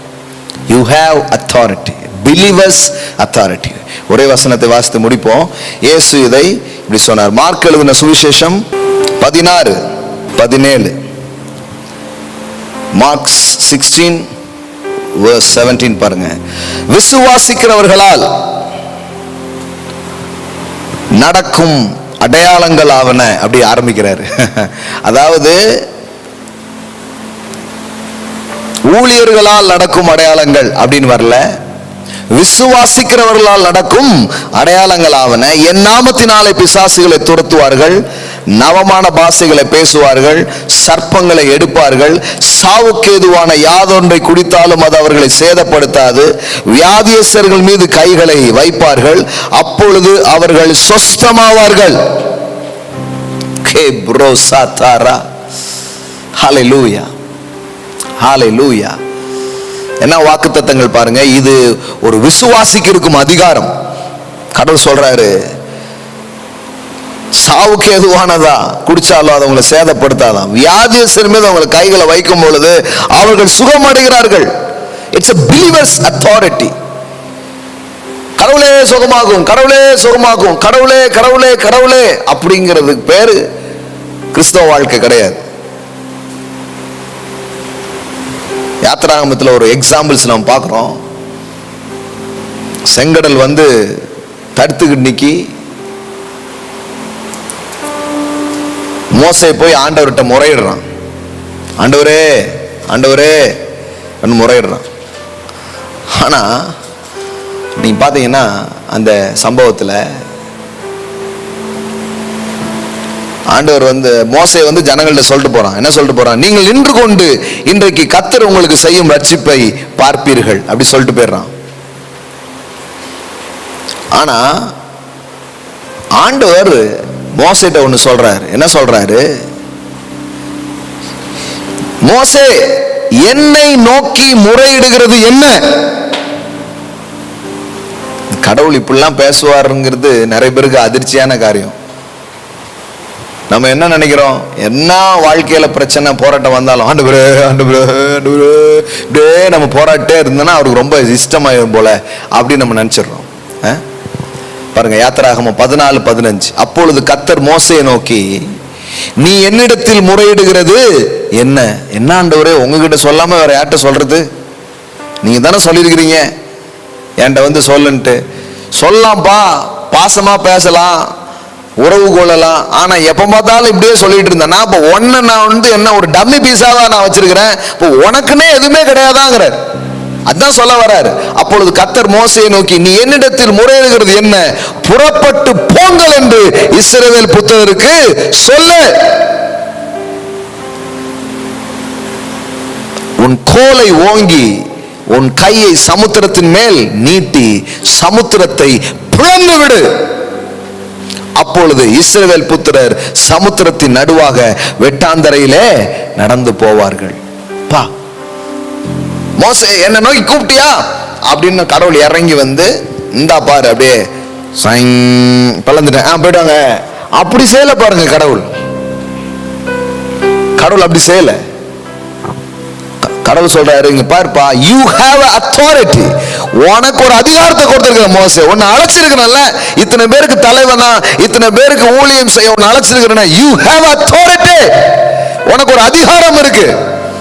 அவர் சொல்றார், உன் கோலை ஓங்கி உன் கையை சமுத்திரத்து மேல் நீட்டி சமுத்திரத்தை பிளந்து விடு. நம்ம பாருங்க, ஏதோ ஒரு மரத்துல இருக்கிற கட்டையை பிளந்து விடுற மாதிரி சொல்றாரு. கடலை பிளக்கிற மேட்டருங்க. ஒரு கால்வாயை நம்ம ரெண்டாக்குறதுனாலே மம்படி எடுத்து நீங்க பண்ணி பார்த்தீங்கன்னா தெரியும். இந்த தோட்டத்துல வேலை பார்க்குறாங்க, இங்க இழுத்தா அங்க அதுக்குள்ள உடஞ்சிட்டு அங்க போயிடும், அங்க பண்ணிட்டு இருந்தா இங்க பிச்சுட்டு போயிடும். அவ்வளவு தண்ணி அது இதாகும். அடைச்சு பார்த்தீங்கன்னா தெரியும், இந்த வெள்ளம் வரும்போது சின்ன ஒரு கால்வா. கடலுங்க, கடவுளை பார்த்து சொல்றாரு, ரெண்டா பிளந்து விடுங்கிறாரு. இப்படி கடவுள் ஒரு மனுஷனை பார்த்து பேச முடியுமா? ஒரு மனுஷனுக்கு இவ்வளவு அதிகாரத்தையும் உரிமையும் கடவுள் கொடுக்கிறாரா? நீ தேவனுடைய இருதயத்தை பாருங்க, தேவனுடைய உள்ளத்தை பாருங்க, பரவசம் அடைவீங்க நீங்க. இன்னைக்கும் தேவன் சகல அதிகாரத்திலும் சகல சத்துவத்திலும் சகல வல்லமையிலையும் நீங்க பலப்படணும் அவர் ஆசைப்படுறார், நீங்க வளரணும் அவர் ஆசைப்படுறார். இன்னைக்கும் நிறைய கிருபைகளிலே, அநேக வரங்களிலே, அநேக ஆவிக்குரிய காரியங்களிலே நீங்க வளரணும் அவர் ஆசைப்படுறார். ஒரு தகப்பனை வெளிப்படுத்தும் குமாரர்களாக நீங்க வெளிப்படணும் அவர் ஆசைப்படுறார். இன்னைக்கு இருக்கிற எல்லா ப்ராப்ளத்துக்கும் உங்களை சொல்யூஷன் அவர் வைக்க விரும்புகிறார். இன்னைக்கு இருக்கிற எல்லா பிரச்சனைகளுக்கும் தேவனாகிய பிதா உங்களை தீர்வாக அவர் வைக்க விரும்புகிறார். சும்மா நம்ம ஆட்கள் பாருங்க, ஒன்னா கூடிக்கிட்டு ஆண்டவரே, நான் சொல்றேன், நீங்க ஆண்டவர் அதான் சொல்லார் நினைக்கிறேன். நான் என்னை நோக்கி முறையிடுகிறது என்ன? என்னை நோக்கி முறையிடுகிறது என்ன? Why do you cry to me? ஏன் என்ன பார்த்து அழுதுட்டு இருக்க? என்ன பார்த்தே கத்திக்கிட்டே இருக்கிற? உன் கையில நான் ஒண்ணு கொடுத்துருக்கிறேங்க. நான் சொல்றேன், இன்னைக்கும் கூட நம்ம கரங்கள்ல சில காரியங்கள் கொடுக்கப்பட்டிருக்கிறது. The name of Jesus. என் நாமத்தினாலே பிசாசை துரத்துங்க. நாங்க பாருங்க, அப்ப மோசே கையில கோல் இருந்ததுங்க. ஐயா, எங்க கையில ஏதாவது இருக்குதானா? உங்க கையில ஆளே இருக்கு, கோல் இல்லைங்க, ஆளு. In the name of Jesus. கோல் கூட எங்கேயாவது இருந்தா அதான் தூக்கிட்டு போயிட்டான்னு என்ன பண்ணுவீங்க நீங்க? மாத்தி கித்தி வச்சுட்டாங்கன்னா பிரச்சனை ஆயிடும். நீங்க நாமத்தையே உங்களுக்கு கொடுத்துட்டாரு. Use my name. நீங்க வியாதிக்கு எதிரா அந்த கோலை பயன்படுத்து, பிசாசுக்கு எதிராக அந்த கோலை பயன்படுத்து, சூழ்நிலைகளுக்கு எதிரா, இயற்கை சீற்றங்களுக்கு எதிரா, மனிதர்களை கெடுக்கக்கூடிய சக்திக்கு எதிரா அதெல்லாம் எடுத்து பயன்படுத்துங்கிறார். Wow wow wow. அந்த சாயலை பார்க்கிறேன் நானு, அந்த சாயலை நான் காண்றேன். இன்னைக்கு ஒருவேளை வியாதி மரணம் பார்த்துட்டு இருக்கலாம், ஆனா நான் சொல்றேன், நாள் வருது வியாதி அற்ற ஒரு சமூகம் உண்டாக ஆரம்பிக்கும். நாள் வருது மரணமே இல்லாத பெருவாழ்வு உண்டாக ஆரம்பிக்கும். Reclama tata mara satere reclebo shadala mantere makora balara rihantere ma shekla mandala katara. ரகாபோ ஷெகெடலபோ கலபோ டலபோ. ஒவ்வொரு வெளிப்பாடா உள்ள வந்துகிட்டு இருக்குது, ஒவ்வொரு வெளிச்சமா உள்ள அடிச்சுட்டே இருக்கிறார். அது வர வர ஒரு டிரான்ஸ்ஃபர்மேஷன் நடந்துகிட்டே இருக்குது. Image to likeness, spiritual reality to physical reality. ஒரு சாதாரண ஆளா இருக்கிற நம்மள தேவன் தெரிந்து கொண்டு ஒரு விசுவாசியா இருக்கிற நமக்கு அதிகாரத்தை அவர் கொடுக்கிறார். என் மகிமையை வேற ஒருவருக்கும் கொடேன் என்று பழைய ஏற்பாட்டில் தேவன் சொல்றார். ஆனா இயேசு புதிய ஏற்பாட்டில் வந்து சொல்றாரு, பிதா எனக்கு தந்த மகிமையை நான் உங்களுக்கு கொடுக்கிறேன். என்னுடைய மகிமையை விக்கிரகத்துக்கு தான் கொடேன், ஆனா என் மகிமையை என் பிள்ளைகளுக்கு நான் கொடுப்பேன். என் மகிமையை விக்கிரகத்துக்கு நான் கொடுக்க முடியாது, பட் என்னுடைய மகிமையை நான் உனக்கு தரேன், என் பிள்ளைகளுக்கு நான் தரேன். எஸ், ஓ வண்டர்ஃபுல். ஜான் 17:22, நாம் ஒன்றாயிருக்கிறது போல அவர்களும் ஒன்றாயிருக்கும்படி நீர் எனக்கு தந்த மகிமையை நான் அவர்களுக்கு கொடுத்தேன். I have given to them the glory and honor which you have given me, that they may be one just as we are one. என்ன மாதிரி பாருங்க, மா காதாரபோ ஷாகாபோ ராகாபோ ஷடலபோ. ஓ கொஞ்ச நேரம் ஒருமனப்படுங்க, கொஞ்ச நேரம் ஆண்டவரை நோக்கி பாருங்க. ஆன்லைன்ல பாக்குற பிள்ளைங்க, Facebookல பாக்குற பிள்ளைங்க, daddy open my eyes, give them more understanding, more revelation. Paul ஜெபித்தாரே எபேசியர்ல, அந்த ஜெபத்தை மறுபடியும் உங்களுக்கு செய்ய விரும்புகிறேன். ஞானத்தையும் தெளிவையும் அளிக்கிற ஆவியை அவர் உங்களுக்கு தந்தருளும்படியாக. ஓ மகிமையின் பிதாவை அறிந்து கொள்ளும்படியாக. ஹalleluya. ரபோ ஷடலபோ கமோதார மன்டே லேப்ரோ. நம்மை அழைத்ததினால் நமக்கு உண்டாயிருக்கிற நம்பிக்கைகளை நாம் அறிந்து கொள்ளும்படியாக, பரிசுத்தவான்களிடத்தில் நமக்கு உண்டாயிருக்கிற சுதந்திரத்தை நாம் அறிந்து கொள்ளும்படியாக, இயேசுவை மரித்தோரிலிருந்து எழுப்பி அவரிடத்தில் காண்பித்த உம்முடைய பலத்த சத்துவத்தின் மகா மேன்மையான வல்லமை என்னது என்பதை அறிந்து கொள்ளும்படியாக.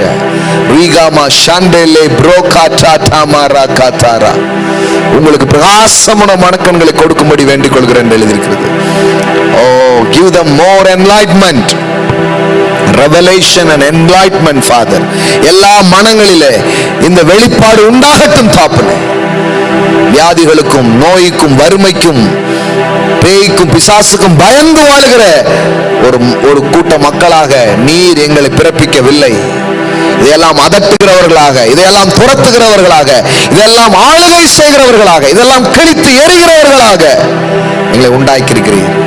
இந்த மகிமையின் சாயல் வெளிப்படுவதாக அதை பார்த்து கொண்டிருக்கிற எல்லா பிள்ளைகள் மேல ஒரு ரெவலேஷன் வரட்டும், ஒரு லைட் அடிக்கட்டும். அந்த நேரங்கள்ல ரேகாமா சாந்தே ரேபோலோரோ, தேவனை நோக்கி முறையிட்டு கொண்டே இருக்கிற ஒரு வாழ்க்கை அல்ல, கோலை எடுத்துக்கொண்டு அதிகாரத்தை எடுத்துக்கொண்டு கடலையும் பிளக்கிற அந்த அத்தாரிட்டி குறித்த ரெவலேஷன்ஸ், அதிகாரத்தை குறித்த வெளிப்பாடு ஒவ்வொருவருக்கும் உண்டாகும்படிக்க நான் ஜெபிக்கிறேன். ஓ இதுவரைக்கும் நோய்க்கு பயந்தவர்கள் நோயின் மேல் அதிகாரத்தை செலுத்துவார்களாக. பேய்க்கும் பிசாசுக்கும் பயந்த பிள்ளைகள் அதன் மேல் அதிகாரத்தை செலுத்துவார்களாக. எதிர்த்து நில்லுங்கள், அப்பொழுது அவன் உங்களை விட்டு ஓடி போவான். ஷாகா போரா காமா டாலா பாராபா. வறுமை, ஓ ஏழ்மை, இதெல்லாம் கொண்டு வருகிற பொல்லாத ஆவிகளை எதிர்த்து நிற்க. ஓ வாழ்க்கையில தீமைகள், வாழ்க்கையில கெட்டதை கொண்டு வந்து உங்க வாழ்க்கையை அழிக்கும்படியாக செய்கிற எல்லா பொல்லாத வல்லமைகளுக்கு எதிராக. சின்னதா ஏதாவது ஒன்று சாப்பிட்டா கூட அலர்ஜி ஆயிருது, சின்னதா ஏதாவது குடிச்சா ஒரு இல்ல, சாவு கேதுவான யாதொன்றை குடித்தாலும் அது என்னை சேதப்படுத்தாதுன்னு எழுதியிருக்கிறது. அந்த ஃபுல்னஸ் வெளிப்படுவதாக. அந்த பெரும் மலையை உள் பார்த்தானே, அது வெளியே வரட்டும் சுவாமி, வெளியே வரட்டும். உள்ள எதை நாங்க கேட்கிறோமோ, இன்னைக்கு உள்ள எதை பார்க்கிறோமோ அது வெளியரங்கமாகும்படிக்காக நான் ஜெபிக்கிறேன். மாகோரா ஷாகா டாலாபோ ரனா கமோ டாலாபாரா சேகேந்தரேகேலா பாராகாதே நீ மஹந்த ரோஷே க்ளேமா டாலாபாரா பாலாரா. அப்பா இந்த மாலையை, இந்த மாதத்தின் முதல் நாளை இப்படிப்பட்ட வெளிச்சத்தை எங்களுக்கு கொடுப்பதிலே ஒரு நோக்கம் உண்டு, ஒரு அர்த்தம் உண்டு தாப்புனே. ஓ எபேசு சபை எப்படி இப்படிப்பட்ட காரியங்களிலே எழுச்சுட்டதாக அது எழும்பினதோ, அதுபோல சபைகளின் ராணிகளாய் விளங்கினது போல இன்றைக்கு சபை சமூகத்தில் ராணிகளாக, ராஜாக்களாக அது விளங்கும்படிக்க ஜெபிக்கிறேன். உம்முடைய அனந்த ஞானமானது சபையின் மூலம் வெளியரங்கமாகட்டும். ஒவ்வொரு விசுவாசியும் தங்கள் அதிகாரங்களை, தங்கள் வல்லமைகளை, தங்கள் உரிமைகளை, சாக்கியங்களை புரிந்து கொள்ளும்படிக்க நான் ஜெபிக்கிறேன். எழும்புவார்களாக என்று நான் சொல்லி ஜெபிக்கிறேன். ஒவ்வொரு ஊழியர்களும் போதகர்களும் இதை மக்களுக்கு சொல்லித் தருகிறவர்களாய், தங்களை விட தங்கள் மக்களை இன்னும் மேம்படுத்துகிற ஒரு பிதாக்களின் இருதயங்கள் உண்டாக நான் ஜெபிக்கிறேன். அப்பா, நீங்க சேர்ந்ததற்காக நன்றி. இயேசுவின் உயர்ந்த நாமத்தினால் ஜெபிக்கிறோம் நல்ல பிதாவே. Amen, amen, amen, amen. Praise God. கர்த்தர் நல்லவர். கர்த்தருக்கு நாம் கொடுக்கிற நேரம் இது. ஆன்லைன்ல பார்த்துட்டு இருக்கிற பிள்ளைங்க, ஆன்லைன் மூலமாக நீங்கள் கொடுக்கலாம். ஒரு போதனையை கேட்டு இந்த போதனையிலே தொடர்ந்து நீங்கள் ஆசீர்வதிக்கப்படுவீங்கன்னா அதுக்கு ஒரு ரெஸ்பான்ஸ் இருக்கு, அதுக்கு ஒரு பிரதியுத்தரம் இருக்கிறது. வேத வசனத்தின் அடிப்படையிலே நான் சொல்ல வேண்டுமானால், திரு வசனத்தை போதிக்கிறவனை இரட்டிப்பான கனத்திற்கு பாத்திரமாக எண்ணுங்கள். எங்களுக்கு தேவைகள் இருக்கிறது, எங்களுக்கு பணங்கள் கொடுங்கள் என்று நாங்கள் போதிக்கிறதில்லை. எங்கள் தேவைகள் எல்லாம் எங்கள் தேவன் தமது மகிமையின் ஐஸ்வரியத்தின்படியே சந்திக்கிறார். அப்புறம் எதுக்கு கொடுக்கிறது? Honour the word. திருவசனத்தை போதிக்கிறவனை இரட்டிப்பான கனத்திற்கு பாத்திரமா எண்ணுங்கள் என்று எழுதியிருக்கிறது. சோ இந்த போதனைகளால் தொடர்ந்து நீங்கள் ஆசீர்வதிக்கப்படுவீங்க. ஆமென், அல்லேலூயா, சூப்பர், தட்ஸ் குட். ஆனா இதை ஹானர் பண்றீங்கன்னா உங்களுடைய பொருளாதாரத்தின் மூலமாக, நீங்கள் விதைப்பதின் மூலமாக இதை கனம் பண்ணலாம். இந்த மாதத்தின் முதல் நாள் உங்களுடைய டைட்ஸ் அண்ட் ஆஃபரிங்ஸ் நீங்க கொடுக்கலாம், உங்க விதைகளை நீங்கள் செலுத்தலாம். மற்ற எந்த விதத்திலையும் இதை நீங்கள் ஹானர் பண்ணலாம். இந்த வார்த்தைகளை, எந்த வார்த்தைகள் எல்லாம் நீங்க ஹானர் பண்றீங்களோ அதெல்லாம் உங்க வாழ்க்கையில நிஜமாகிறதை நீங்கள் பார்ப்பீர்கள். நீங்க கூகுள் பே மூலம், ஃபோன்பே மூலம் அக்கௌண்ட்ல நீங்க டிரான்ஸ்ஃபர் பண்ணலாம். அப்படி டிரான்ஸ்ஃபர் பண்ணும் பொழுது அந்த டிரான்ஸ்ஃபர் பண்ண ரிசிப்டை எங்களுடைய அலுவலக நம்பருக்கு 8124 ஆரம்பிக்கிற அந்த நம்பருக்கு அனுப்பி வையுங்கள். அப்பொழுது அதை சோதித்து அதை எழுதி வைப்பதற்கு வசதியாக இருக்கும். ஸோ கரங்களை எடுத்துக்கொள்ளலாம். இன்றைக்கு ஆன்லைன் மூலமா இதை பார்க்கிற, உலகம் எங்கும் இருந்து இதை பார்க்கிற இந்த நல் வார்த்தைகளால் நான் ஆசீர்வதிக்கப்பட்டேன், இதை கனம் பண்ணும்படியாக நான் கொடுக்க விரும்புகிறேன் என்று இன்னைக்கு விதைக்கிற எல்லா பிள்ளைகளுக்காக நான் இப்பொழுது நான் ஜெபிக்கிறேன். ஹல்லேலூயா. தகப்பனே, இந்த வார்த்தையை ஹானர் பண்ற, விதைக்கிற, தங்கள் தசம பாகங்கள், காணிக்கைகள், விதைகளை விதைக்கிற பிள்ளைகள் ஒவ்வொருத்தருக்காக நான் ஜெபிக்கிறேன். என் தேவன், இந்த போராட்டமான சூழலிலும் கூட உங்களுடைய பிள்ளைகளுக்கு எப்படி கடலை திறந்து வழியை உண்டு பண்ணீங்களோ அது மாதிரி உங்க பிள்ளைகளுக்கு ஆச்சரியமான வழிகள் உண்டாகட்டும், பண வரவுகள் உண்டாகட்டும், பெருக்கங்கள் உண்டாகட்டும், நிறைவுகள் உண்டாகட்டும், இழந்ததெல்லாம் திரும்ப வரட்டும், இப்பொழுது இருக்கிறதை பார்க்கிலும் 1000 மடங்கு பெருகட்டும் என்று ஆசீர்வதிக்கிறேன். நீங்க சேரதற்காக நன்றி. இயேசுவின் நாமத்தினால் பிதாவே. Amen, amen, amen, amen, amen. God bless you.